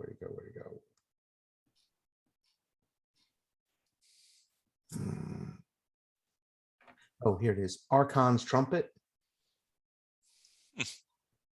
Which, That's a cool spell. upon hearing a booming report, as if from a trumpet Archon's mighty horn, all creatures in the area of the burst are paralyzed for D4 rounds. They do get a fortitude save, which negates it. But it's not level dependent. It's just a fort save. And it's a cone. So if we ran into sort of a bunch of smaller creatures, I might be able to paralyze them for a D4 rounds, which would be well enough for the rest of you to murder the hell out of them. Right. And if I memorize that and I need cure moderate or cure critical mass as a 7th level spell, I can swap that out on the fly. Cure serious mass. That's one I have on my list to get. What Archon? Yeah. Yeah, it's an awesome spell. Again, it's somewhat limited in the fact that as a caster, I'm not the greatest. I haven't spent the stuff on my spells being able to pierce spell resistance or additional whatever negatives to their saving throw or higher DCs for my spell saves. So it's one of those deals where when we're dealing with stuff like this, they're going to save 90% of the time. So I don't know if it's worth doing that. Yeah, I would, just because of that reason, I would err on the side of defensive and healing stuff that you I like- memorize rather than the Yeah. offensive stuff. Like I said, the only thing in 7th level besides resurrection, there's regenerate, resurrection, and that's it as far as healing that I can't switch to on the fly. The cure spell that's in this level, I can switch to on the fly. Right. So I could memorize something more utilitarian Yes. and then switch if I need to. It's Mhm. just a question of which utility spell. The potential to paralyze a bunch of enemies for D4 rounds or what? And regenerates on this level. Regenerates on this level, which I have, well, as I'm resting, regenerate was a spell I already had. Right. And I used it on Gato. So I can keep regenerate. And at the same time, I could swap that out. Although regenerate heals on its own. So Also gets rid of exhaustion for. If it does Fletcher a ever lot. does get tired. I've never seen him get tired. It does a lot of stuff. Yeah, I would do happen. that one, I think. it rids the subject of exhaustion, fatigue, and eliminates all non-lethal. Yeah, I would keep that one, and like I said, Okay. he's up on the offensive ones. Well, Let regenerate Flashheart, wasn't. Storm, and Fletcher kind of, Yeah, regenerate wasn't really in question. Holy Word is the one I'm looking to replace. and that's the one that's based on level. Yeah, Yeah, that one I wouldn't. yeah. So creatures at my Anything level, that's worth you cast that on is going to be several levels above you, right, which means it does nothing. which means, yeah. So anything equal level gets dazed. Anything, it doesn't get to powerful until you're basically mopping up stuff that's 4 or 5 levels under you. Right. Right.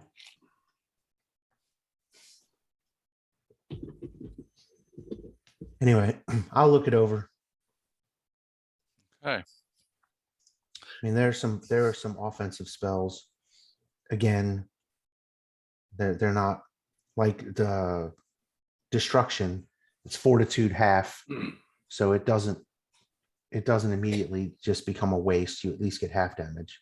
You're just a cleric, right? You're not like a Just special a league. cleric. Just a cleric. Wow. I That's mean, just you're not one of the rude. weird. You're not one of the You're weird classes. only. How? You're just a robot, right? Yes, I am just a robot. No, yeah, no, I'm straight cleric. So Okay, I here, don't, take a look at this one, Chuck. That might be something fun for you to mess around with. oh, what'd you find? Excuse me. Oh God, you've gone weird on me.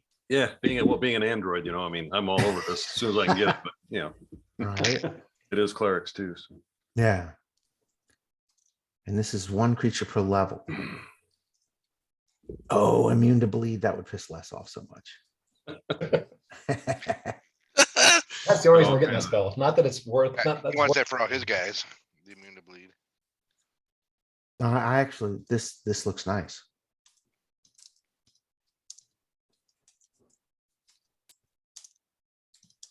Where the hell did you find this? I don't know. Occasionally I look for spells I want and write them down on a list. Yeah. Target gains fast healing 1, is immune to bleed, critical hits, sneak attacks, and other forms of precision damage. Value of fast healing increases by 1 at caster levels 10, 15, and 20. So it'd be +2. You can end the effect and automatically gain 5d6 hit points. And can attempt an additional saving throw against disease or poison. Now I'm thinking I might go with this one. What's the name of that spell? Particulate form. Oh yeah, somebody else used to use this all the time. But Gordon, was this something that used to fire up every once in a while? No, I've never used it.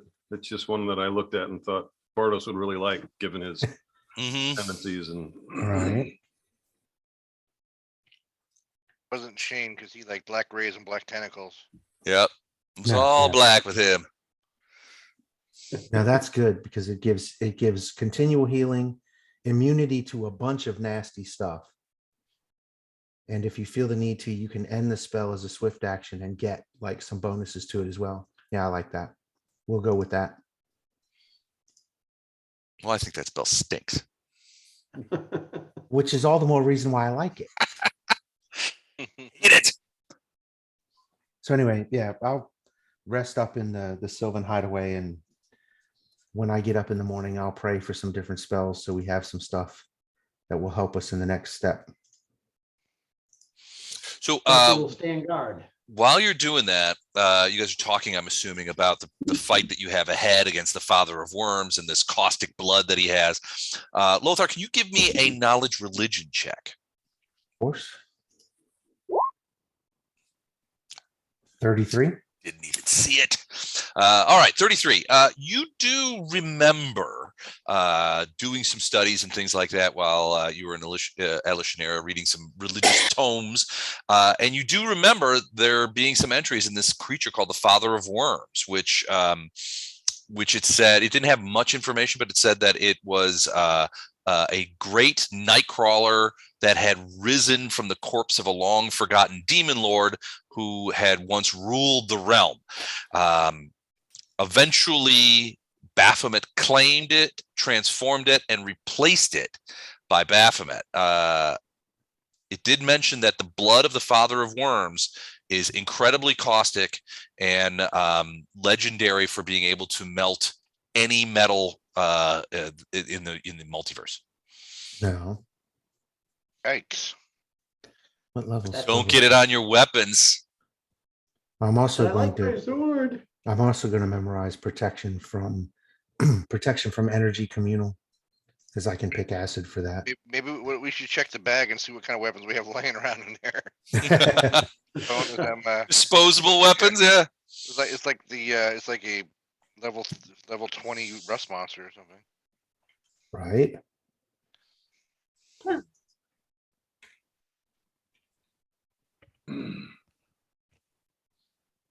Okay. So we'll throw some protection from energy acid in there. Hey, Doug's here. Hey, Doug. Now based on my religion roll Mm-hmm. and sort of the blood is caustic, so it acts as acid. So protection from Correct. acid would be beneficial. Yes, but it would have to be some damn. Well, hold on before I talk out of my ass. Let me check the Oh, but we like it when you talk out of your ass. acid damage. Yeah, it does acid damage. Okay. So protection from energy acid protects for 12 points per caster level. So 120 points max at 10th level.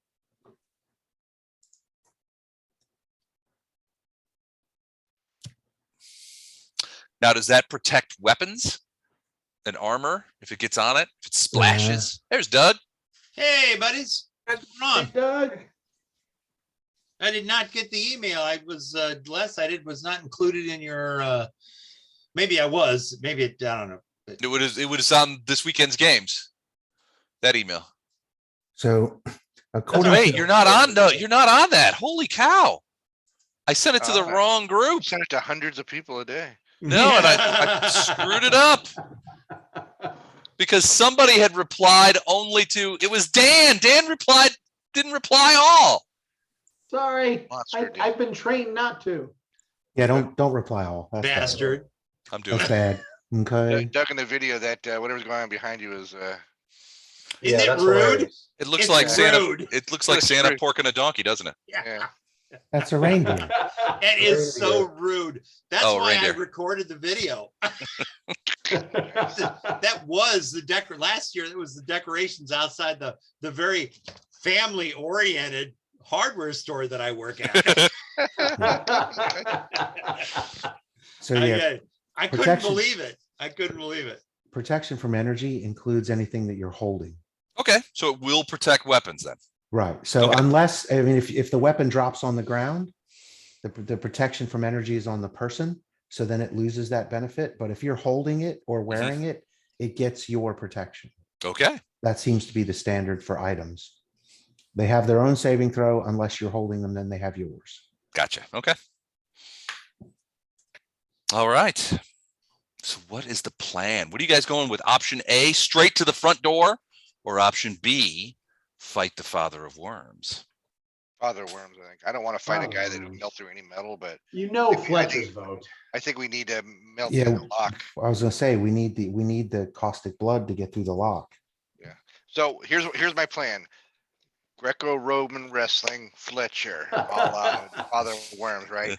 We'll get you all sort of greased up. You don't take any metal weapons in there, and you just go crazy. Do we wanna Hell go through yeah, the front brother. door? We'll get you a Bro lucha, down, bro get you a- down, bro. get you a luchador mask, some sort of like a +3 luchador mask, and you're gonna be set. So what is Fletcher gonna drop the people's elbow? What the hell are we talking about? Absolutely. Mike, can you use your stone casting thing that you have to get us in without having to even go through the door? See, that's why I was asking earlier. I mean, do we? Oh yeah, do we no, have to this go is stone? no Baphomet is ensorcelled the entire mountain. This So is the front door is the only way to go, pretty much. this prison is basically in unpierceable except if Baphomet wills it, or you front door it. Even Orengofta couldn't teleport inside the prison. He was going to teleport to the front door and basically convince the door guards that you guys were his prisoners and needed to be put into the prison, and they would put you into the prison. With no armor and weapons. With no armor and weapons, right? Right. So maybe we get Gatto to look like Orengofta and do the whole plan that he set up, but just use Gatto instead of. Orengofta is a huge creature, and I don't think Gatto's spells can do that. I think he can maybe go one size quality up, but for that would be just large. So if we did enlarge person and made him large, then he could go one size up and be huge. Maybe. But then Maybe. we need an illusion to make the rest of us look like we're in jammies and not carrying weapons. I still have the that wand of major image. Well, it's also a bet that these door guards don't have true seeing either. Right. Now, Orengofta did have true seeing. And he truly saw himself get cut into little pieces. He did, yeah. That's well, the ruse doesn't work if they can see who you really are. Right. He said innocently. How He bad said can the worm be? How bad can a worm be? And it's not like we're on Arrakis, right? Desert planet spies. All right, so you guys are do you want to think about? Do you guys want to explore this illusion idea more, or do you want to just kind of take the easy way? Especially since you're going into the Father of Worms, you got to try and get that caustic blood. I think Doug should play Don's character the remainder. That Don won't mind, right? I like Make that work. And then you selflessly ran into the trap What? just to set it off. What, Oh, what- so what- brave. What rule set are we playing tonight? Pathfinder 1, Oh, the best love Pathfinder. me some Pathfinder. By the way, I like 5e better, but you know. While we're talking about Gatto here, make sure that we cast suspicious on him next time. And since we didn't find any treasure in this room, even though we know there wasn't any treasure, we should just cast suspicion on him anyway that he took the treasure. Or what you do is make him. You know what would make him even crazier is pretend pretend it that there was was a treasure. ton of treasure and that he's not getting any of it, Here you go. and then just lie to him and say, "Oh yeah, Oh. there was nothing in there." Yeah, That except you is- just said that on the recording. You won't watch 3 hours in. Yeah, Oh, we're 2 hours into a 3 hour recording. Look, we've got almost 200 videos up on YouTube. I think we have something like 13 views. So Well, that's not true because Alien life form is gonna have to like I've watched them. find us. So I'd have to tally up our views. I don't know how it is. It's certainly not 200. I did listen to them when I was sick with COVID. Like I put them on so I could listen and pretend I was in the group. I Mhm. couldn't play those 2 weeks. I watch I listen to them every once in a while. And I think Don does the same thing. I think he watches the whole thing when he misses one. All right. Well, He's got way too much time on his hands. Just kidding, Don. Yeah. yeah, well, they would I'm never. not kidding, We agree with you, Don. I love you, but I'm not kidding. All right. All right. So you guys are gonna use a Verbovezzor's instructions to try and get close. I think that's the plan. All right. No, we're gonna try to do the worm thing, right? Because Yeah, but Well, Yeah, that was Yeah, it's sort of That like was his- teleporting outside or telling to the front door. yeah. I feel like we should be doing the Dirty Dozen thing where we're like sing-songing, memorizing each part of this plan because it gets complicated. Like 1, 2, drop on the roof. 3, 4, knock on the door. Yeah. Yeah. 11. Gato steals the treasure again. Yeah. And only All right. Marvin survives. So you guys, well, no, wait, didn't Oh yeah, a few of Charles them did. Bronson survive too? Yeah, Bronson survived. Okay. He did. There's Yep. 3 of them, I think, 3 or 4 that survived. Charles Bronson, The Lee younger Marvin. guy. I don't I know. want to say the younger guy I remember he was in there in his hospital room at the end. He's got his leg in a cast or something. I can't remember. All right. I saw that movie last in '84 probably. It's been a while. I have it on CD, I think. Nice. All right. Oh, look at me looking here. Art, everybody. Well, yeah, there's I got stuff. arts. I got We're- interstitial art. and This is we're watching that on the first. You bet. this is a professional dungeon mastering job here. I got interstitial art. Sometimes I have sound effects for stuff. I mean, here's a sound effect that really sort of works for you guys a lot. Sploosh. Oh yeah. Has Doug heard the romantic song you like to play for us when 2 characters are growing close to like a When cold characters open? are, Taylor's when Whispers. Yeah, char- their eyes characters locked. find themselves in a awkward position. Yeah. Oh yeah, here we go. Really brings out the feels. I have a selection of stuff ready to go. Yeah, thanks to you, Les, I can't hear the song on the radio in normal everyday life. Oh, yeah. I like start laughing. And Doug's favorite. Sploosh. Sploosh. I don't know that. Sploosh.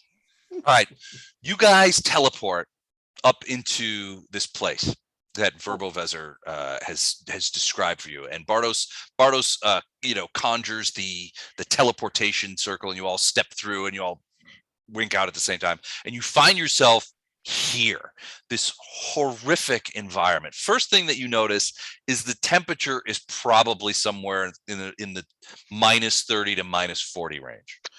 You're immediately struck by how cold it is there. And then you realize that it's cold because you are way high in the atmosphere.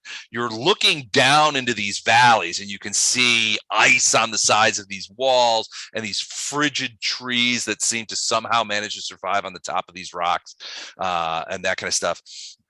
The next thing that strikes you is the wind. The wind is just whipping through here. And if it wasn't, even though it's 30 to 40 below, the wind makes it feel like it's 20 degrees colder than that, and just makes it just incredibly bad up here. You begin to start taking breaths, and you realize that you just can't. You find yourself sort of like almost biting at the air as it's so thin and the oxygen content is so low that you guys begin to sort of almost suffocate in as you breathe, and your lungs are starting. It's like when you hold your breath and your lungs start to sort of feel that burn sensation. It starts to feel like that. Lothar steps in immediately and begins casting the spell and the planar adaptation spell. And the moment that spell covers you guys with this sort of light, this blue-white light that seeps into you, you find your breath is easier. You're able to, you're able to stand the cold. Or it's still very cold, but you're not freezing to death. You sort of like wrap, your cloak around you as you sort of go, and then you sort of look around and you see Bardos, for whom neither the oxygen content nor the cold seems to bother, sort of pull out that big book that Nocticula gave Farina and begin paging through it and looking at this, at the landscape and testing the wind to see which direction the wind is coming from. Bardos, do you have any sort of like compass or anything like that that helps you with the directions in this game? No, I've got the book. Trying to figure it out by the lay of the land using this magic book. All right. So what I need from you, Bardos, as you do this, and people can aid if they want, is I need essentially a survival check. I would also take knowledge planes as you try to figure out which direction you guys have to travel. Okay, so I've got a 2 survival and a 22 knowledge planes, so I'm always going to pick the knowledge planes. Going with survival on this, I see then. I can help you greatly on the survival thing. No planes. All right. So this is an aid check? It's an aid check with survival planes. Okay. I'm sorry, with knowledge planes. Awesome. So that will definitely help you. So Lothar steps up next to you and begins looking at the book as well. It's like, I think it's that way, blah, blah, blah. Bardos does a 32 with the aid is 34. Is anybody else going to help him?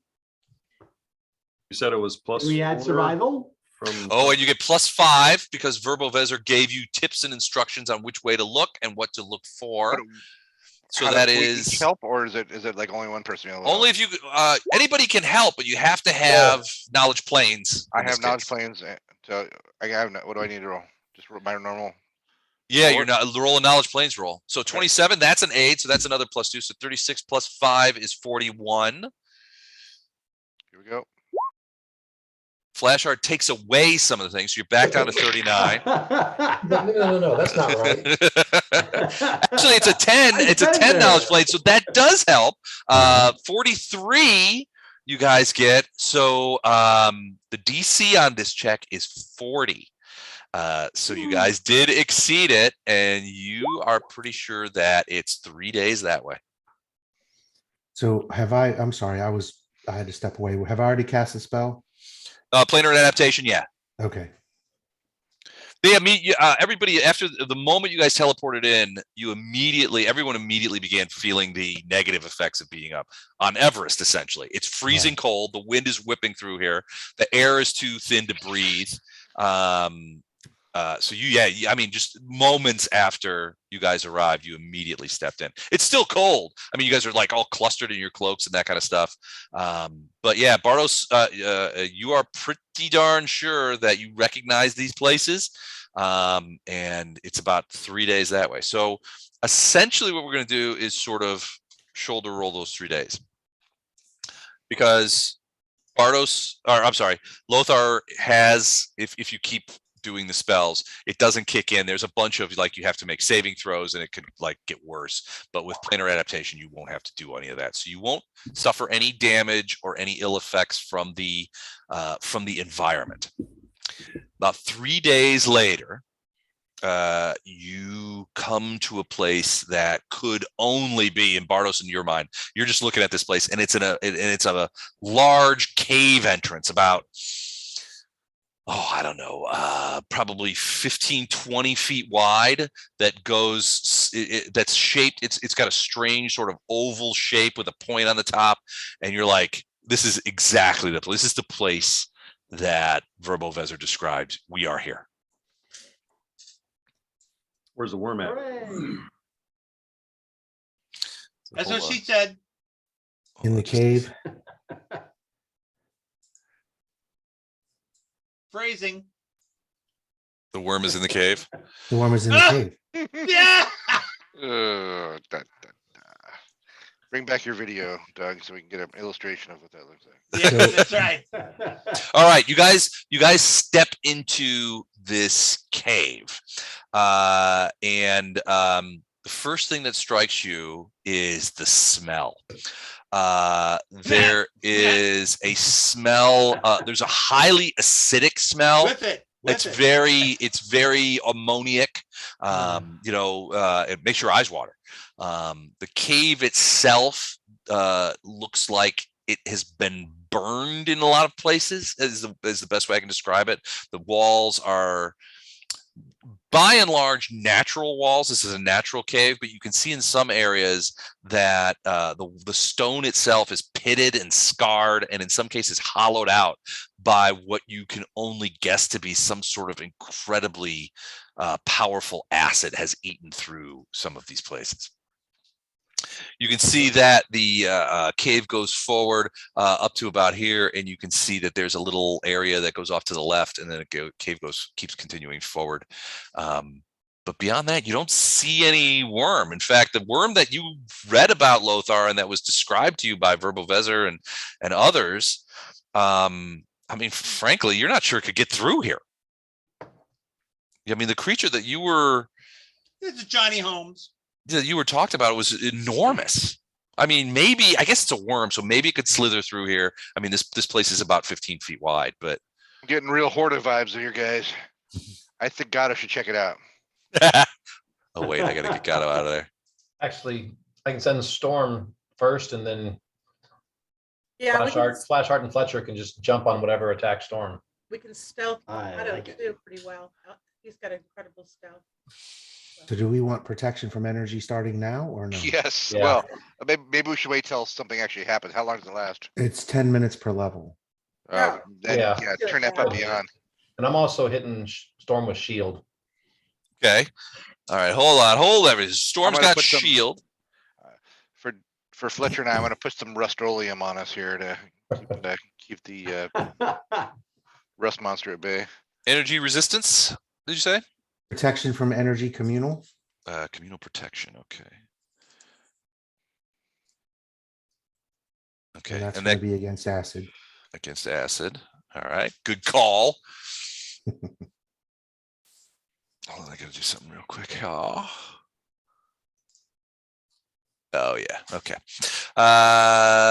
Cool. All right. Yeah, I didn't even have to do that. That's obvious. It's because obviosity itself. Obvious. Okay, so shield, anything else? So Storm and Otto and Baru are going to stealth forward. I'm giving Otto's bark skin also.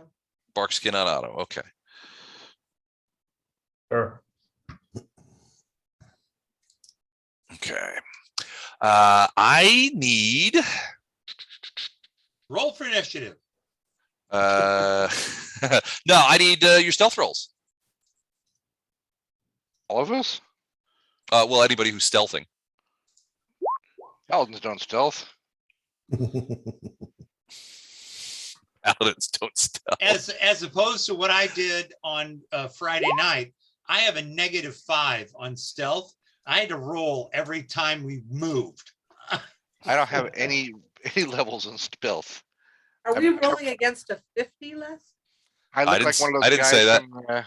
from Excalibur in that shiny armor. You know, I have no ability to stealth.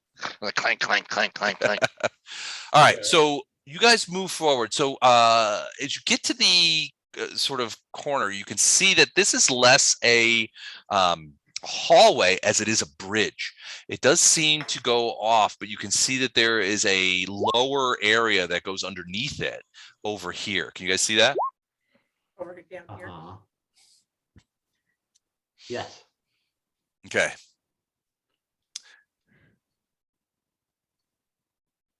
All right, Baru, you may be able to see a little bit more. Are you going to leap off there? It's about 20 feet.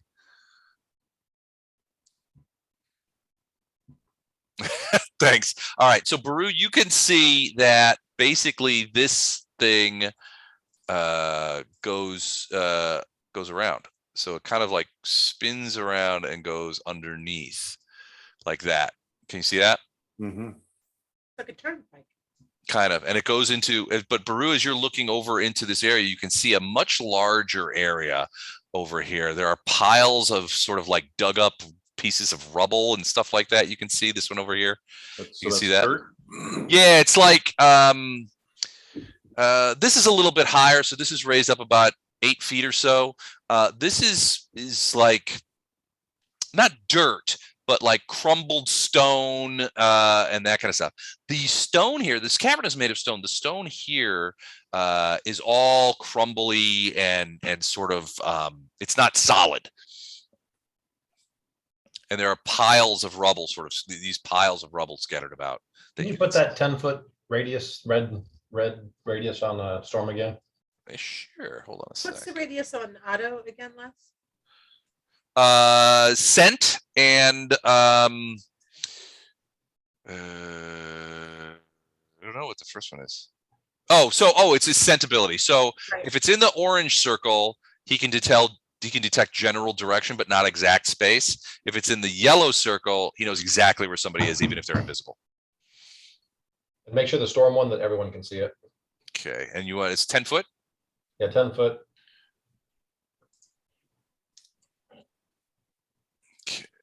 I always forget that. I don't know why.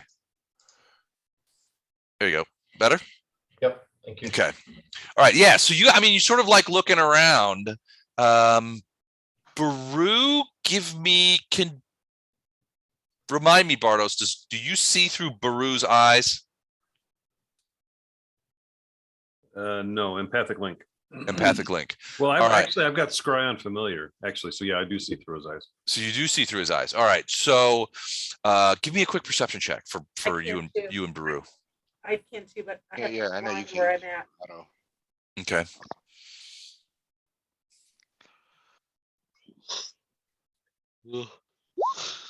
Natural 20. All right. So a couple of things. Baru is looking out over this ledge into this area over here. And the stone here obviously is crumbled up. The smell here, that ammonia smell, that acrid acidic smell is much stronger in here. It's almost debilitating. But there is a lot of it, but it's a big space. And as Baru is watching, there does seem to be, it's almost like a shift in the ground. So it's like the ground is crumbly. And there's a point where there's like this big sort of, and it's quiet. And the only reason that Baru's looking right into this room. So that's the only reason you see it. And you rolled a natural 20. But you can see like a big hump of stone, crumbled stone kind of rise up and then fall back down. Okay. Oh, You dear. don't see any creatures, but it's quiet. It just kind of like a wave almost of the stone kind of Bartos passes over the area. Bartos is going to tell everybody that where Baru is, he's seeing movement underneath the stones. And that's probably where this worm thing is. So Farina, maybe draw Otto back and go back here. You're seeing that activity down here. Right. Yeah, where Baru is here Yeah. and he's seeing it Otto's- over here. Yeah, Otto's with the 30. Does Otto pick up anything here? Otto doesn't see anything. Okay. He doesn't see into here because he's blocked by this stone. Now he does notice that this passageway sort of angles downward, but not at the same sort of pitch that this one over here does. But Otto doesn't hear anything or. No. In fact, Baru didn't hear anything other than the smell being absolutely blinding. There was no sound. The only thing is Baru saw this. It almost looked like a wave of stone just passed through the thing. Quiet. No noise at all. I'm going to cast communal spider climb. Okay. On whoever wants it. Oh, Farina would love that. Yeah. That was my favorite thing that Ray used to be able to do, is give us a spider climb. Yeah, that's awesome. We're fighting like in a matrix constantly on 3 different surfaces. So Flash Art, Fletcher, Farina, Ilendar, Yes. you want it? Yes, please. So does anybody not want it? What was that again? Does anybody not want communal spider climb? You want? I'm I going to think- do communal I think- spider climb. Yeah, I'll take. I think Gatto would think that's too easy. He wouldn't want that, right? Yeah, I think he'd turn it down. Yeah, He's like, so that "Nah, sounds Good. very godlike. Fuck Not it. honorable. Storm doesn't need it, right? Mike, does Storm want? She'll take it because this is, some of these areas are too small for her to use her wings. Okay. Well, yeah, the ceilings, are not super high, maybe between 25 and 30 feet. So Yeah, if I she do needs 8 about- of us, 30 feet across to use her wings. okay, so Ooh, yeah, it's tight. 16.25 minutes for 8 of us. So Otto, Storm, Lothar, Farina, Bardos, Ilendar, Flasher, Fletcher. Does the time go up if it's fewer people, Gordon? It's the time is split, so it's communal, but what's split is the time Yeah, amount. so I've the got more 130 people, the minutes. Smaller the time. Oh, Yeah. you got 130 minutes. So how many Yes. people are you splitting it up between 6? 8, so it's 16, a little bit over 16 minutes. 16 minutes each. 16.25. Okay. So that's a long time. I mean, Yeah, 160 rounds. That's pretty good. You don't hear anything. The smell is just absolutely blinding, though. I've got to check out. Hold on a minute. All right, later, Tater. No, Yes. no, I'm not leaving. I just got to go potty. Oh, okay. All right. Give At him a least we know hall. that now. Give him a hall pass. Rue's gonna wind around less and kind of get down to here. Need another stealth roll? Or? Yeah.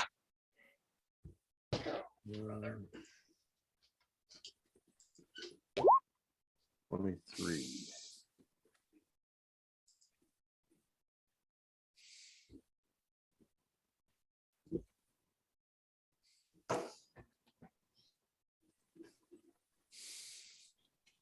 Did you get that? Less 23? 23, got it. Yeah. Baru is very nervous as she sort of angles downward into the lower area. She's looking underneath that bridge into that area over there. And she doesn't see anything moving right now. But again, the smell for a rat, which has a great sense of smell. I mean, it's just absolutely, it's driving her crazy. She can't hardly get away from it.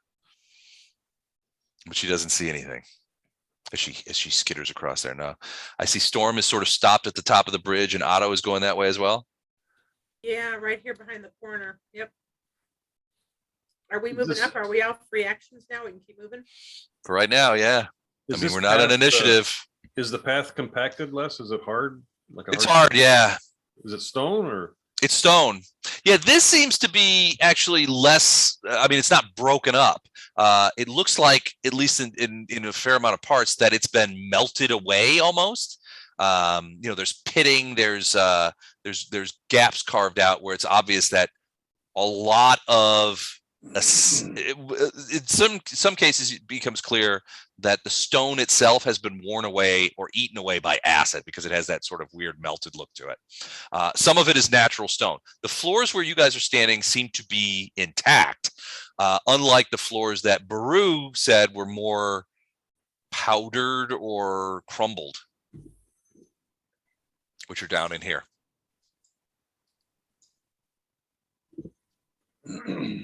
Because a worm cannot climb stairs. So this is a worm path. It's like handicap accessible, handy worm accessible. It's handy worm accessible. So you can see over here, those of you who can see over here, and I think it's Storm primarily, can see this. You can see this ledge. Uh-huh. There's another little ledge there. That's about another 8 foot, same as this one over here. So it's about 8 foot higher than the ground, the filtered ground here. Over here looks to be something different. You're not sure what that is, but it's built up a little bit around the edges. So maybe it's some sort of pit, maybe? You're not sure. You can't really, I mean, you can sort of look into it a little bit and it looks like it goes down. You're not sure. Might be a pit, might be a tunnel.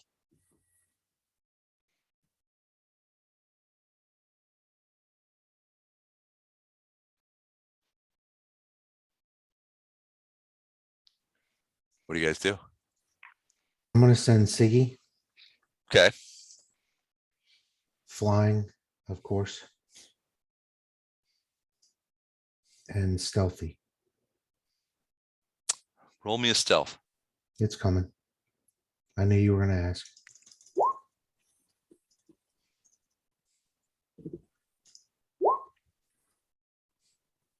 33. Okay. As Siggy flies out there, a couple of things happen. Bardos, where you are standing, give me a knowledge arcana. 28. As you look around, so all of this sort of happens at once. So Bardos, you can't really see Siggy, so you don't know what's going on in there. But you begin to see, as you look down this way, the unmistakable arcane atmosphere of creatures being summoned in. Say again. Something is summoning creatures to this room. And Bardos notices it because you can smell the summoning taking place. I'll let everybody know that there's summon creatures coming. Yikes. And then Battle stations. out of that dirt, a giant earthworm reaches up and grabs at Siggy. Look out, Stiggy. Well, it basically tries to, it's got like a anus-like orifice on the front end of it that opens up wide and tries to swallow Siggy. So here is that attack. 40 hit him? Oh yeah, no doubt. Okay, so It's a bird. it's a bird. How many hit points does it have? Oh, Well, let me go ahead and roll damage. Maybe you can. Well, let me just put it this way: it disappears inside the creature's gullet. no. So you're not gonna like this one bit, I don't think. I don't know. The bird's probably going to get killed. I can't even find this stupid Hero Lab sheet. I can't even find where the hit points are. The act of biting and swallowing it does 40 points of damage. Jeez Louise. Does Siggy have? Siggy has cold resistance, right? Well, yeah, we all do because Siggy would have been part of the spell. Siggy would have been part of the spell. All right. So normally Siggy would take another 16 points of cold damage by being inside the creature. The creature radiates a lot of cold. Oh, there But we in go. this case, what you have is it's essentially swallowed him. Okay. So Five. Siggy has more than 40 hit points. So it takes 40 damage. Okay. Yeah. 40 points of damage. Okay. Minus 40. All And right, now Ziggy is inside the creature. It okay. moves with incredible speed and whirls. Whoops, that's not what I meant to do. Hold on a second. Whirls around after it grabs Siggy just out of the sky. Okay. It whirls around with preternatural speed and comes over this way to attack Storm. And I think at this point we will roll for initiative. While these other creatures that Bardos you see heading your way. Hold on, let me get this out here. You can roll Oops. that again if you want. Yeah, sorry. I didn't have the thing forgot open. Bardos, Okay. you see these another creature coming your way. So for those creatures look like this. Or like this. Can you guys see that? Knowledge Arcana What the hell are 31. those? Try to figure out what that is. That looks like that looks like a friend of 31? maybe some sort of You're android. not sure what kind of creature, what exactly this creature is, but you can sort of tell that it looks like it's made out of shadow stuff. Okay, I thought it looked like a robot. Kind of looks like a robot, but it's not a robot.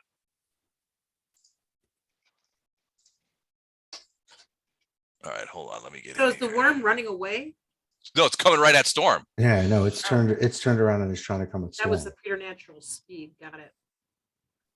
It moves fast. Unlike every other worm on the planet. Unlike every other worm on the planet, yeah. It apparently eats birds, unlike every other worm on the planet. No.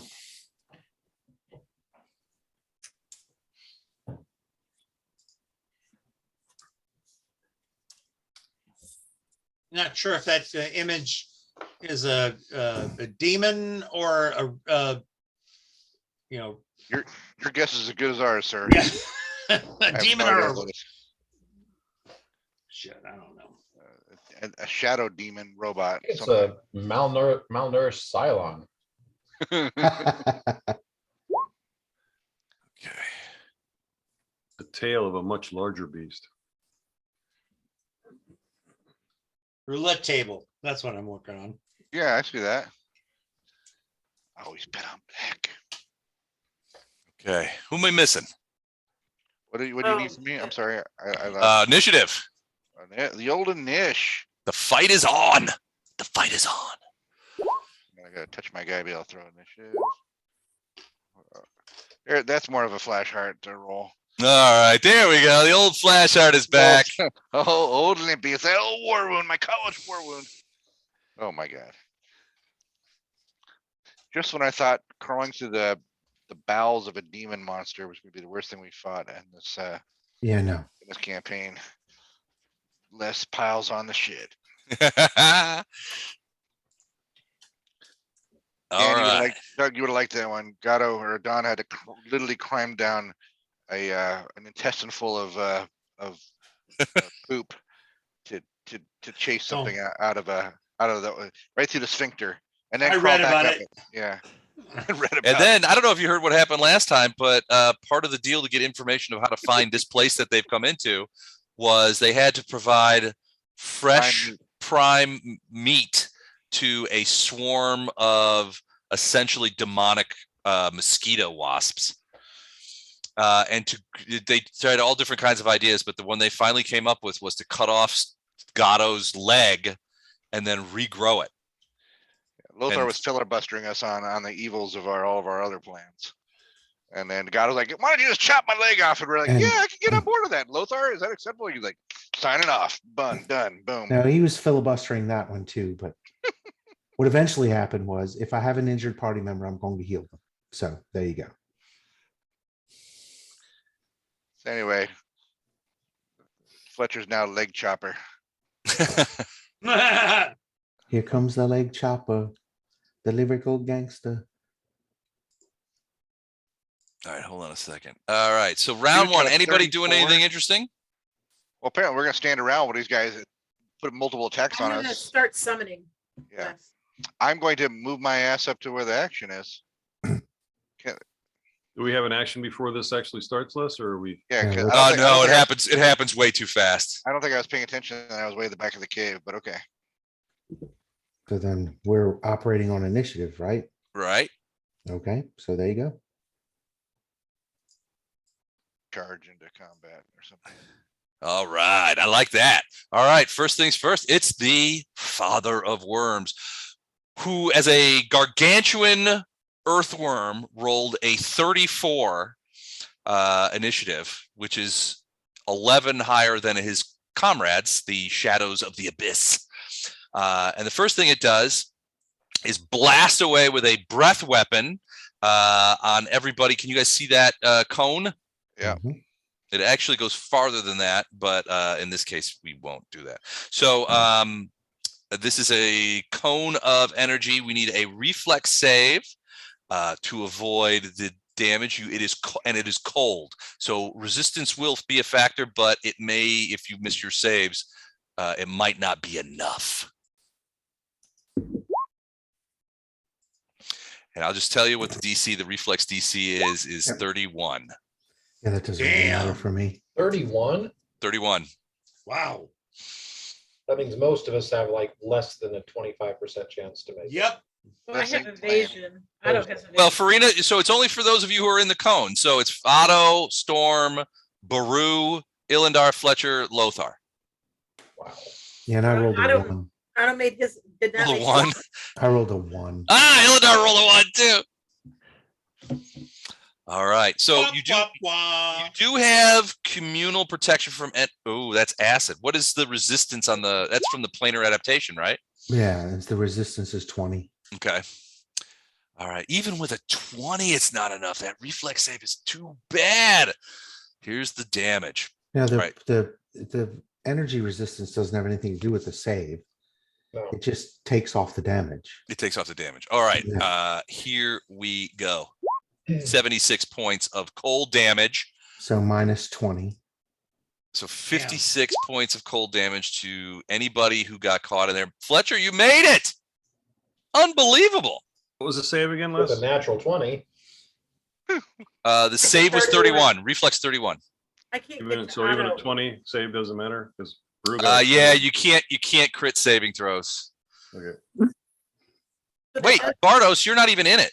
Oh, you're for Baru. For Baru, It's yeah. for Baru. Yeah, so save would be, I guess, half, and then you subtract 20 from that for the protection. Right. And it also delivers 1d4 strength damage. What? Oh, 4 points of strength to anybody in there. I can't get to auto to manipulate all this. Then. Neither can Okay, oh, I, 'cause sorry. that your cone is jacking things up. Try that now. So 20 points we saved. You saved us, Lothar, right? Yeah. Baru's dead. Lothar is hurting. Baru's dead. Yeah. Is Baru considered an animal companion? Or familiar. Familiar. Ooh, that has problems. Poor Baru. With the breath weapon, is it possibly that he popped Ziggy back out? No. Ziggy's still inside. Is Ziggy an animal companion or is he an, He's an animal companion. He's not a familiar. so I can help you bring him back. We can get a hold of his carcass. Right. And well, and the other thing is that if Siggy dies, it doesn't hurt me. Yeah. I mean, not from the perspective of hit points or any of that. If Siggy dies, it hurts all of us, Lothar. Well, obviously, but I'm just saying it's not like the same thing for Gordon's character. All right, so you guys discovered what end of the worm we don't want to deal with, and let's go find some other parts. All right. If a familiar is dismissed, lost, or dies, it can be replaced 1 week later. I don't see any damage to a familiar's animal chosen.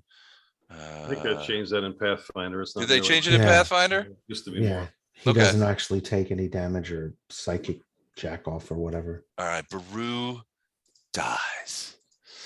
What about the rest of you guys? Take your damage? I'm sorry, Les, what type of damage is this? Cold damage. So your resistance to cold, which is 20, would take off that. So you only take 56. If Well, I You would and you say take half of that. 76. You take half of that. So 20. Well, I take half of 76, Half, which is yeah, 38, half of 76. Oh, right, minus 20. and minus 20, so I take 18. Yeah. Mhm. I've got another damage resistance of 3, so I take 15. 50. Does DR work like that on cold damage? I guess it does. Yeah, all right. All right. And then you don't take the strength damage, but everybody who missed That their was save the takes other question 4 I was gonna points ask. of strength damage. Restoration was a good choice there, Lothar. All right. That is Yay. it for the worm. Now the weird shadow creatures. Let's see what their speed is. Pretty fast. 1, 2, 3, 4, 5, 6, 7, 8, 9, 10. This is the encounter Les has been waiting for all his time. It's like, yes, my chance. In 1 minute, this worm's also going to cause massive bleed to all of us. I can feel it. No, but I'm adding that. Does it have reach? Do they have reach? Sadly, no. So, all right. Let me get those over there. So both of those, the one behind you, Farina, and the one next to you, Bardos, both of those needed to use both their move actions to get close, but they will be doing full attacks next round. 1, 2, 3, 4, 5, 6, 7, 8, 9. You see another one coming across here. This one lifts off. 1, 2, 3, Will they fly too? 6, 7, 8. Yeah. 9, 10, 11, 12. I know a Whatever. little bit of Sinatra too. Sure. 1, 2, 3, 4, 5, 6, 7, 8, 9, 10.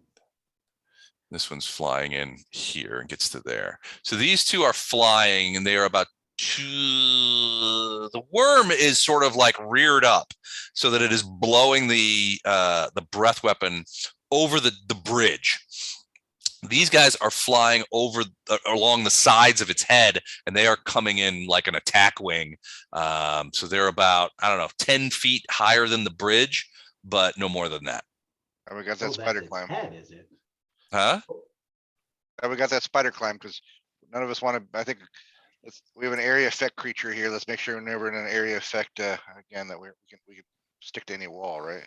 Kind of a big cone. I think that would hit the ceiling if he points his little schnoz up or sideways. If this huge worm in a split second swallowed Siggy and then blew a bunch of cold at us, isn't Siggy flying down the hall past us now? That's what I was saying. No, Siggy's way down in its gut now, and that was the surprise action when Siggy flew over there and got. This was it won. Then it won initiative because it's so fast. In which case, it uses initiative to turn around. It turned around and then it blew the breath weapon. But yeah, no. How tall are the ceilings? If you eat some soup and then breathe, you don't breathe out soup. I've done it before. If I'm using soup, It's not as a the breath usual. weapon, Who and I hasn't? just Ceilings are swallowed- about 25 to 30 feet, so not high. If I'm using soup as a breath weapon and I just swallowed an ant right beforehand, the ant's going out with the soup. All right, those are those guys. Do I have any more? I feel like I should have more of those guys. I'll just copy. I don't think you should. All right. No, 1, 2, 3, 4, 5. Is that it? No, I thought I had 6. That's all right. All right. So that's them, Ilindar. So all of a sudden, these creatures are converging. You can see 2 of them up this hallway. From your position, you can see another one sort of converging on Farina. Give me a quick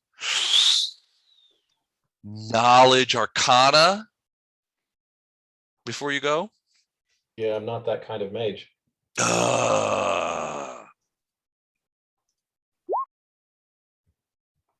19. Yeah, it's not going to help you. Okay.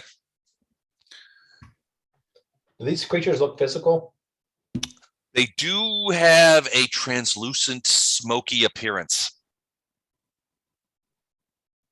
which means they may be incorporeal. Fun surprises for us.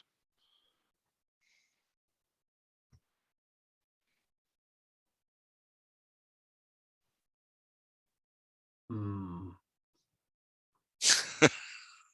Well, that's some pondering going on out there. I can hear it. Yeah, I was getting ready to block them, but if they're incorporeal, it doesn't really matter. Well, it depends. You can hit an incorporeal creature. It depends. So if your weapon has the ghost touch ability, then it can hit an incorporeal creature, but a normal weapon will pass right through it. The problem with incorporeal creatures is that they're usually really great at touching corporeal creatures, but Right. it's much more difficult to hit them. No, I just did the math and I've got enough based on what Les told me to completely wall up. Basically between Bardos and that thing. I can wall up that entire thing, but if they're incorporeal, I think they can just come right through it.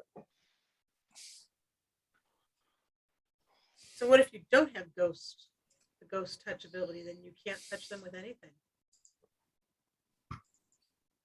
So disheartening. Depends on the creature. Some normal weapons can't even touch them at all. Some of them have like a 50-50. So incorporeal creature has no physical body. An incorporeal creature is immune to crits and precision damage, such as sneak attack, unless the attacks are made using a weapon with the ghost touch special weapon quality. In addition, creatures with the incorporeal subtype gain the incorporeal special quality, which we're going to go ahead and look at here. It has no physical body, cannot be harmed.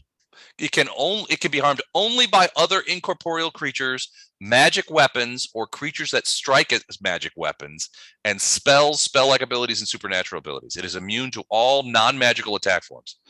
Even when hit by spells or magic weapons, it takes only half damage from a corporeal source, except for channel energy.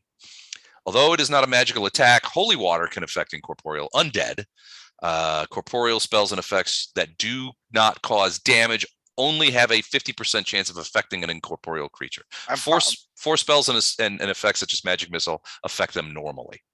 I'm positive that I'm not in the room right now, but I'm positive that I can detect if they're undead or not. They are. That's my jam. Okay. All They right, are so now we know. they are incorporeal undead. Oh goody. Wow.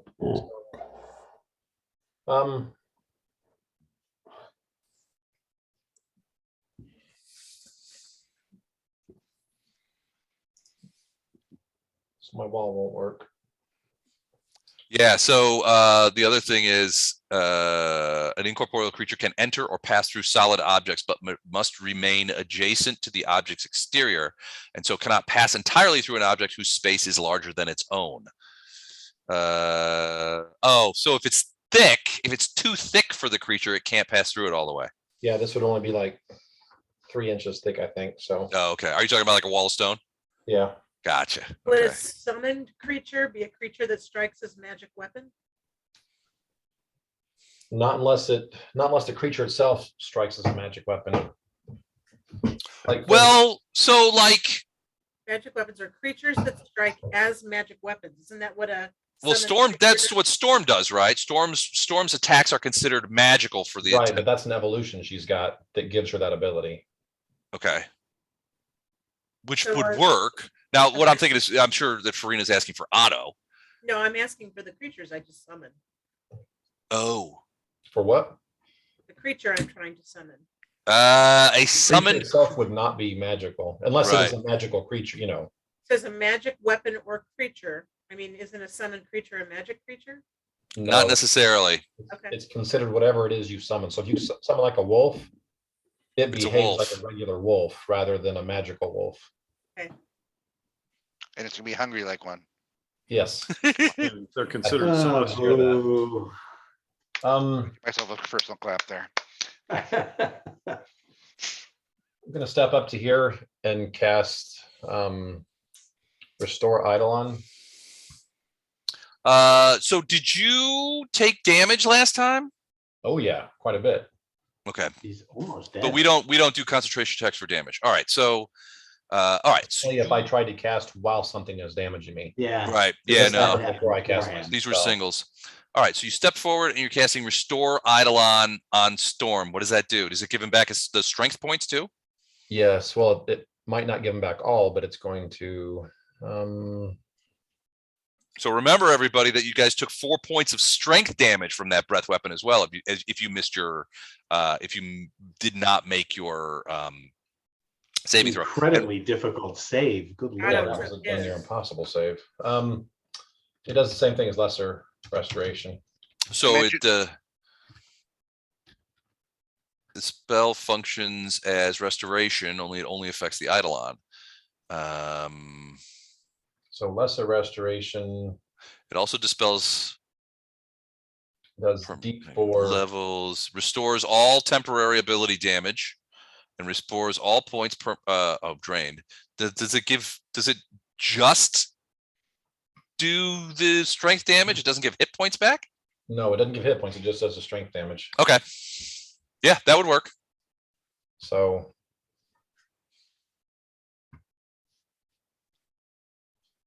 And then is those worm?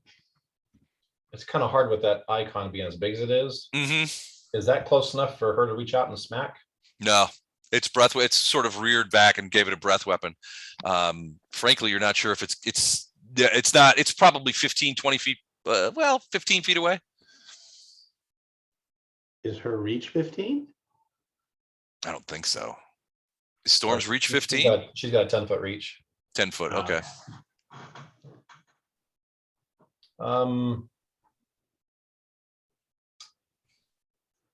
Eldar's gonna assume that Bardos is in good hands because Fletcher's close by. Okay. So he's gonna send her 5. All you gotta do is 10 feet, which puts her in range, makes it a charge. On the shadow creature? On the shadow creature that's going after Farina. Okay. Is it going to attack it? Yes. And its teeth and weapons are considered magic weapons for the sake of incorporeal. So it's still half Right. damage. But at least it gets to hit Why half damage? Right. because it's an incorporeal creature. And I don't have the ghost touch quality. Even when hit by spells or magic weapons, it takes only half damage from a corporeal source. Yeah. Wow. So if you don't have ghost touch, everyone here is gonna be doing half damage to these things. Who has corp? Well, All right. Wow. You So can even touch them, right, Mike? I mean, You have to hit it. magic weapon will hit it still. but if you don't have a magic weapon like Otto does not, there's Then no. it wouldn't Is there be- something we can cast on Otto to make him his, I felt like we've Yeah, you can catch like Magic Fang or something like that Uh-huh. on auto, and that makes his natural attacks magical. Right. Just his bite or all of them? You have to look at the spell. I think all of them. Yeah, I think it makes I'll it. look at I it. think everything becomes magical. All right, all of these are hits. So we're looking at 48, 32, 37, 26, and 17. Yep. Okay, that comes out to 10, 23, 30, 7, 10, 160 even. So 80 points. 80 points. All right. So despite the fact that Storm is finding it hard for even him to get purchase on this creature, he does feel like that he is sort of like, as he gets into it and just sort of like clawing it away, he does seem to discombobulate it a fair amount, and it eventually sort of dissipates into nothingness. Nice. I think. Does it feel dead or just? Well, it's faded gone. away? Ah, great. Oof. Ghost away. It poofed. Yeah, but on its terms, though, not our terms. Is that what I'm understanding? Yeah, it's gone away. I mean, you don't know if it's on its terms or not. Storm basically rushed over to it, and attacked no, it, claws, bites, all that stuff that that flurry of craziness that it does. And by doing so, you could see Storm's claws like passing through the creature. The bite, you could hear it smack down on its own teeth, that kind of thing. But as it did so, like, it was almost like it would like disrupt the shadow stuff that the creature was made out of, and to the point where it's like these wind buffets and the tail slaps and all that, and it just sort of like discombobulates it to the point where the shadow stuff sort of just kind of like winks out. So I don't know. Maybe you don't know if it's dead or not, but it's not there anymore. Okay. All right. Farina, Storm just saved you once again. That is one smart dragon. Smart dragon. You're on the dead man switch tonight. It's easy when I say it. It's when other people say it, and I got to 'Cause you know scramble it's for the coming. thing. Yeah, I know it's coming. I know we need to like invest in a Wawa pedal or something. You just you hit it with your foot. Step on it. Just get it, click it. Yeah, wah.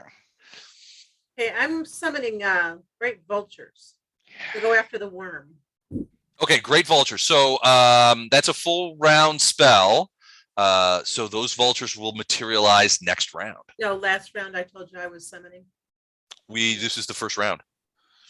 This is the first It round was, still. it was before the, Oh, it was before the combat round. She said she was starting to summon. Yeah, before- but I mean, that was a surprise round. That was just the worm acting because it got surprised on you guys. It knew you guys were there. It has tremor sense 120. And remember when I was rolling those 45s and That's right. That's 50s? cool. No, that's cool. I'm not arguing with you. That's all good. So Okay. I'm going to cancel that. And Oh, you're not going to do the vultures. No, now I'm going to Okay. do Cat's Grace on Storm, Okay. and then I'm going to back up to this. Well, I think actually Wish we had a sky wheel. We could take I'm going to work on this. be turn. over here. 2 more AC. I'll take that. And Got a reflex save? get within 30 feet for this guy for the next round. And I'm going to Okay. have Otto head over to me too. Okay. That's it. All right. Fletcher. You need information on that, Mike? You good? No, I got it. And I wrote it down too. So I'll make sure not to forget that we have that. All right. Fletcher, you're up. I can't get my guy. Oh, kind of got him. No, oh. I You got it know. on the wrong. You got it on the Yeah, I rangefinder. was measuring stuff out. All this charging to experience in here. Roll20. Okay. This happens to a lot of older men. And full attack action on this little guy. All right. So your sword, are you using your sword? Yeah. All right. So for the purposes of the thing, the Glabrazu arm is also considered magical. Okie doke. All right. Is your And the sword sword magical? is magical and the line good for what that matters. It's just, yeah, it doesn't matter. Okay. All right. Attack 1. All right. That is hit. 45. Damn, son. Attack 2. Also a hit. Attack 3. Okay. Attack 4. Is this all sword attacks or is this one the Glabrezu arm? First 3 are sword, the last one's Galabro. All right, so all 4 of those attacks hit, but again, you feel your sword passing through the creature, and when it passes through, it's like putting your hand through a cloud of cigarette smoke. Right? There's a disruption there, but the cloud remains sort of intact. If you go like this a couple of times with against a cloud of cigarette smoke, it sort of like discombobulates it, and the smoke goes to various places. That's kind of what's happening here. So go ahead and roll damage. We'll cut it in half. We'll see if you see if you're as tough as Storm. Yeah, half damage this bitch.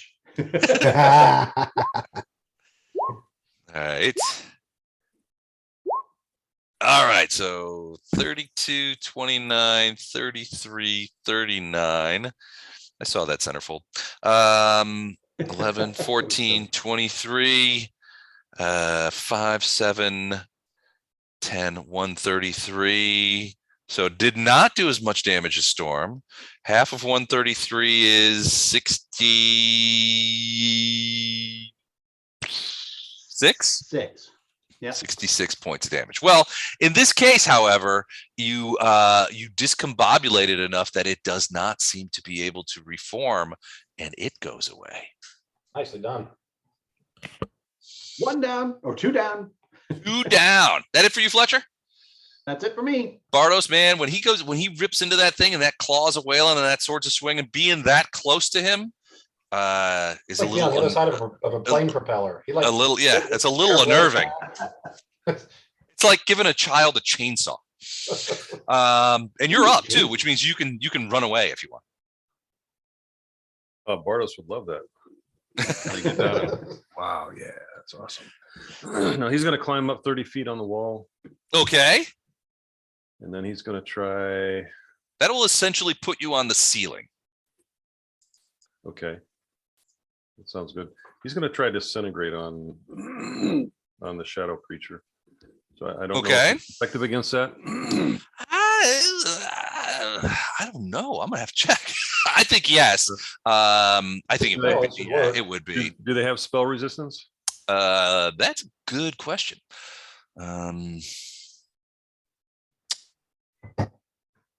They do have spell resistance. Spell resistance of 19. So not too tough. So I got to roll my level, right? 1d20 plus my level. Yeah. 1d20 plus your level, right? So against a 19. Whoa! All right. So now disintegrate. What I gotta pull it up because disintegrate. I get a save. It's a ranged touch attack. No, it's not a save. It's a ranged touch, which I haven't done in a while. So plus 18. So you make a successful range. Oh, you have to make a range touch against it. Okay, go ahead. 25 range touch. That's a hit. Okay. So any creature struck by the ray takes 2d6 points of damage per caster level. Any creature reduced to 0 is entirely disintegrated. So your caster level is 13, yes? Yep. 26 d6 points of damage. It does get a fort for partial. 85 points. All right. And it does get a fortitude save. So what is the fortitude save? Let's see what the fortitude saves on these guys are. They're probably not super great. No, they're not super great. They don't expect to be hit. That's the problem.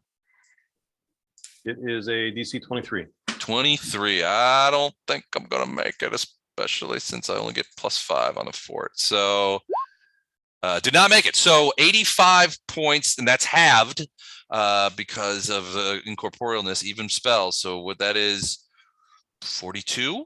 That's what I didn't know. It's, I mean, it's force basically. So I don't know if forces have. Is it force? I thought it was a thin green ray. Well, it doesn't say it. It's just disintegration. It doesn't really talk about what it is. Let me see. It affects every object constructed entirely. It affects things entirely of force. Forceful hand. It affects force. So If it affects force things like a force wall, you can disintegrate a force wall. I would say that force. I think it is force. That doesn't really talk about incorporeal. It's I'm gonna rule that disintegrate until we find rules to the extent that define it. I'm gonna say disintegrate is force. Is force damage, and that being the case, it takes the entirety of the damage and disintegrates, and it just vaporizes, gone. And you remember are 30 feet up in the air. Blue is the color of air. 3 is the tens of feet you are up against. You're essentially at the corner of the ceiling. Flashheart, you manage to escape the breath weapon, but you see the disarray that it's been causing amongst your team. Okay. I don't look like there's anything I can do to get into combat this turn, but I can make a double move to get into some sort of position here. Do something. How many lay on hands do you have? I think 6. Why? Oh, that's it? I might have more, but I have to double check. What's up? Restorations? Well, you can use 2 of those to do a burst. Yes, I can do that if you want to do that. Are we? Yeah, you're looking like we're pretty hurt, aren't we? Yeah, let me do that. I know some people got hit. I don't remember who all made the save and who didn't. Yeah, do this here. Besides you, is anybody else really hurting? Otto's trash. both are. So I can move. I can do one move and then I can You can burst, do right? one move and then burst. I'll do that. So Elendar's 5 really bad. Otto is really bad. these are 5-foot squares. Yeah. This puts me right here. All right. Now, one moment. Y'all have to bear with me as I try to lay on hands. I don't know what I'm doing. Not with this macro anyway. It's not an attack action, is it? No. Not whisper. Guess we're gonna have to go old school. Actually, just do a lay on hands if you got a button for that, because it does this, it heals the same amount. I don't see it. I'll just take a look here. Acrobatics. Heal It should be- knowledge. If you'd have put a button in there, it wouldn't be with your skills. It would have probably been its own button. Yeah, I got the only other button he made was one I've never used for ballroom brawler, and then a bunch of die roller ones here. No, so we'll just let me just. Yeah, what level are you? I'm 13? 13. Yeah. So what's the So 76, I think. 7d6? Here we come. 7d100. All right. Yeah, let's do that one. Got a coupon for my Oma day. Can use it. 26. That's average, I guess. Roll. Not bad. It's not bad. Thank you. Welcome. Everybody scramble. Helps a lot. Did I get everybody except Storm or including? You got Storm. I just Okay, measured. cool. Okay. All right, that it for you, Flashheart? Yeah, I did. I ran and I burst, so that's it. All right. Brew is right at 0 with the damage. Okay. So I don't know. And he was at minus. He has a 2 strength, and his strength you said went down to. Went down 4. Oh, went down 4. So does that? Yeah. So he's He's essentially unconscious. double unconscious. Yeah. So yeah. So he's not dead. He's Does the- unconscious, does the but burst hit him. yeah. Will the burst hit him? Burst is 20 feet, right? 30. 30. All right. Let's check it out. We're gonna put a. The Put a- usual less doesn't put them like halfway between squares, and it's hard to measure. Depending on what are those 4 squares he's in, it's either 30 or 35. That's a 30-foot square. Can you guys see that? Or Okay. 30-foot circle, I mean. So Baru would not be in that area. So close. So So Baru is still unconscious and strength drained. So grievously hurt, but not dead. Okay. Drew, we're coming. All right. That's it for Flashheart. Lothar.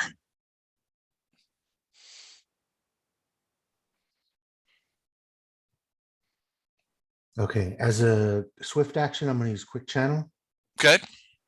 and channel for 32. All right. And you do get Baru.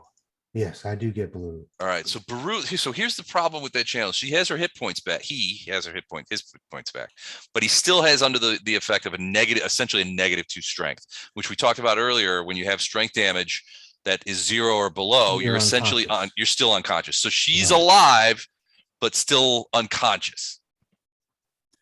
And then I'm gonna move to here. Elendar, did you take your points? I'm just now putting them in. There you go. Yeah, Burst maxed out. again. Can you do that? Yeah, because one is a swift action and one is a standard action. Okay. That's what. So yeah, that's in what- your face, dungeon master. That's what. All right. That's basically what quick channel provides. But at this point, is anybody still hurt? No, I think we're. I No. mean, those of us who aren't been inhaled Yeah, by a with- worm. You do a With negative. both- burst. Can both you Flash burst? Hard and Lothar bursting, that was enough to max everybody out. You might check on Doug, see how you doing. So I did a quick channel burst, and then I moved to here. Okay. So instead of bursting a second time, I still have a standard action. Okay. So I need 5 per 2 levels, 13th level, so that's 12, 6. So I need a 30-foot radius that I can move. Please. You bet. Hold on a second. 30-foot radius. You got a particular color you like? Doesn't matter. This is the last round, right? Yeah. Good, okay. Oh, the Broncos got spanked. There you go. You should be able to move that. So I'm gonna move that right there, Okay. and that's gonna be blade barrier. Blade Nice. barrier. Okay. I'm gonna put a ring blade barrier on Sir Earthworm, and for that matter, his 2 minions, but they'll take half damage at most. Suck it, Earthworm Jim. All right. Let's see what blade barrier does. You put a ring of blades in there is what you did. Yeah, an immobile vertical curtain of whirling blades shaped of pure force. Any creature passing through the wall takes a d6 points of damage per caster level with a reflex save for half. Okay. If you evoke the barrier so that it appears where creatures are, each creature takes damage as if passing through the wall. Each creature can avoid the wall, ending up on the side of their choice and thus take no damage with a successful reflex save. Okay. So so this is a circular wall. Right. So it's more of I've- a ring. It's not that this whole area is filled with blades. It's a ring. Correct. So Okay. I've used it in the variation that is a ring of blades, Okay. which would hit the earthworm all kinds Twice. of times. Yeah. And Well, several times. Yeah. But it wouldn't necessarily hit those other 2 guys immediately, but it Well, it would traps hit- them. it would But it hit traps the them. it would hit the one on the edge. This one here. Well, I'm thinking, I don't know. I mean, that's kind of your call. So You'd have to. Whoops. It's That's my 10 guy. foot wide, the blade so you can barrier? do a ringed wall of whirling blades with a radius of up to 5 foot per 2 levels. Either form is 20 foot high. I think if you move it to like here, that would get him. Yeah, Okay, well, that's still within range. So the goal was mostly to get the earthworm. If I can catch that guy on the edge, that's just bonus. Okay, cool. So up to All right. So no, I think that's fine. You can get both of them. All right. So so spell resistance is a factor here. So not for the shadow creatures, but for the worm has spell resistance and it's pretty tough too. you. Okay, so it's a D20 plus the spell level D20 plus Plus the your caster caster level. level. caster level. 27. Made it just barely though. Okay, so then as far as blade barrier is concerned, it's D6 per level, isn't it? it's a D6 per level to a maximum of 15, but I'm only 13. So it's 13 D6. All right. Let's get a reflex save to have the damage. I'm sorry, hang on. Yes. Yes. Hits it in Okay. multiple areas? Do you get to hit it multiple times? Because I mean, technically it's getting hit in multiple places, right? Yeah, I'm not sure it works that way, to be honest, but I don't know. Yeah, I don't know if you get multiple hits, multiple No. reflex saves. It does. It It's- just does a pile of damage. Yeah, it does 13d6 reflex save for half. All right. As What's I the recall, DC? you can move the blade barrier around too a little bit, right? Doesn't matter right now. I don't think so. I think once you've cast a blade barrier, it stays where it is. Oh, only mythic blade barriers you can move around. Yeah, so a d6 plus 13. Okay. I don't know why it rolled it twice. 27 points was the first one. Okay. And no, that was your spell resistance check. And Well- you beat it just barely. Oh, so 18 points for the d6 plus. Wait a minute, is that right? No, it does way more than 1d6. Yeah, no, I'm sorry. It's supposed to be 13d6. My apologies. No worries. I had the wrong thing set up. And here's my reflex save is 27. So it'd be a 13d6 plus 0.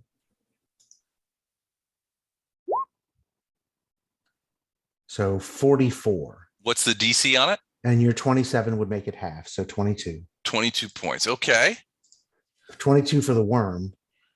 Yep. And then And then I got to make a reflex save for the guy. It's considered an attack. So Reef is pretty good, actually. So for this, oops, for the shadow dude, no, did not make it. So he takes he 44. failed, so he takes all 44. Ike.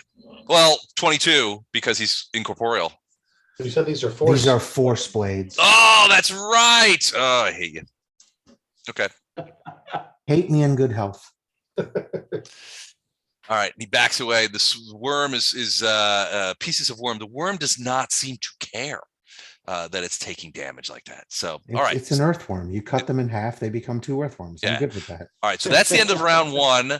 This is Now- the number of round. Oh, go ahead. Hang on, because I still have Siggy. Okay. So Siggy's Yeah. been swallowed. And at this point, Siggy's not yet dead. Okay. So what are Siggy's options to try? I mean, can he is the Well, so mouth- Ziggy will take damage from being inside the creature. but can he try to fly out? Or must he try to attack to sort of claw beak his way out? What? I mean, Yeah, that's a breath, good question. that's all he's Um, got. So, Don't give up, Siggy. well, no, I just want I'm not- left have to Alright, account for his attack each turn from inside the earthworm. I'm not going to give up on him. And the idea of an earthworm that can tremor sense shit that's flying is pissing me off, but that's beside the point. Well, he's got other perception as well. Yeah, fuck you. So now is he allowed an attempt to sort of I'm looking. Hold on a second. Swallow whole. If a creature with a special attack of grapple. All right. The armor class of the interior of a creature that swallows whole is normally okay with no mods. If a swallow creature cuts its way out, so it does give you specs. So yeah, theoretically, it can get back out. okay. So I'm going to do Theoretically, well, we'll give it a shot. I mean, if the bird dies, the bird dies. I'm sorry, but if he dies, he dies. if he dies, he dies. Let's see. So from the inside, now Okay. that flying has become somewhat problematic. He's going to try his claw beak attack. Okay. So 3 attacks.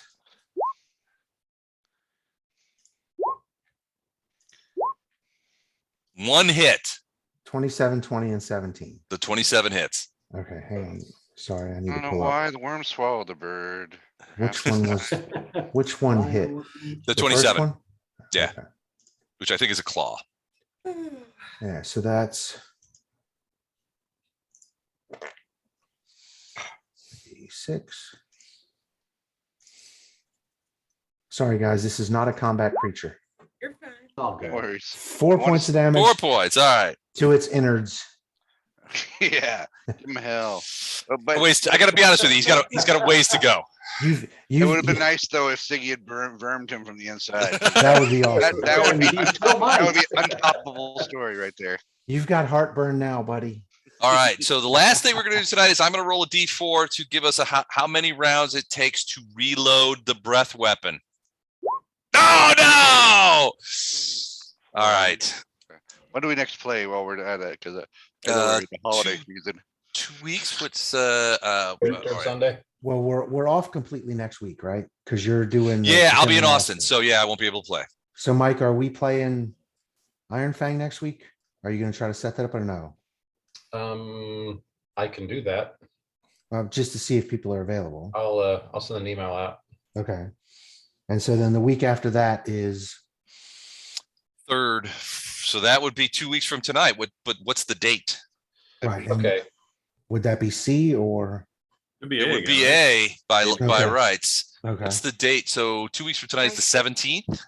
The 19th? Oh wait, the 19th. 19th. Yeah, that would be an 18 night. So that we would play this. Okay. Now I will give you the option. Next Most of 14 you, days off after that, so I'll be good. most of you play B team. So you guys let me know because we're missing B team next Sunday. Right. And If you you guys missed want to all play of B November. team, We missed the last then- one too. Yeah. All oh of yeah, it's been a November. while. Well, if you Yeah. want to play B team on the 19th, we can do that. If that's a fifth Sunday, I'd vote B team. It would be nice to play B. It's been a minute.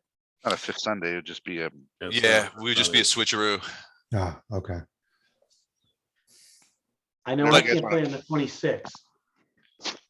Huh? The 26th, which would be the one after that. The day after I can't Christmas? play, which would normally be C, but That would be a maybe it's traveler. C. It would normally Yeah. be a traveler day. Yeah, We could switch that with B because Dan, you're not in B team.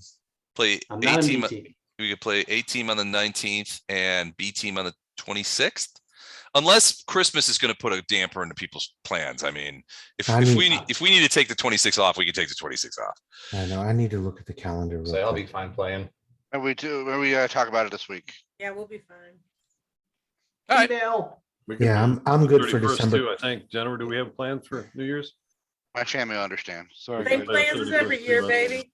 New Year's Eve. Yeah, we gotta think about if we're gonna do something on New Year's Eve too. So we might do something there. I'm good for the Okay. 26th. It's a Iron Sun. Fang on the It's 12th. all good. All right. guys. Sounds awesome. Have a great night. All right, you guys too. Thanks again. Sorry I kept you so late.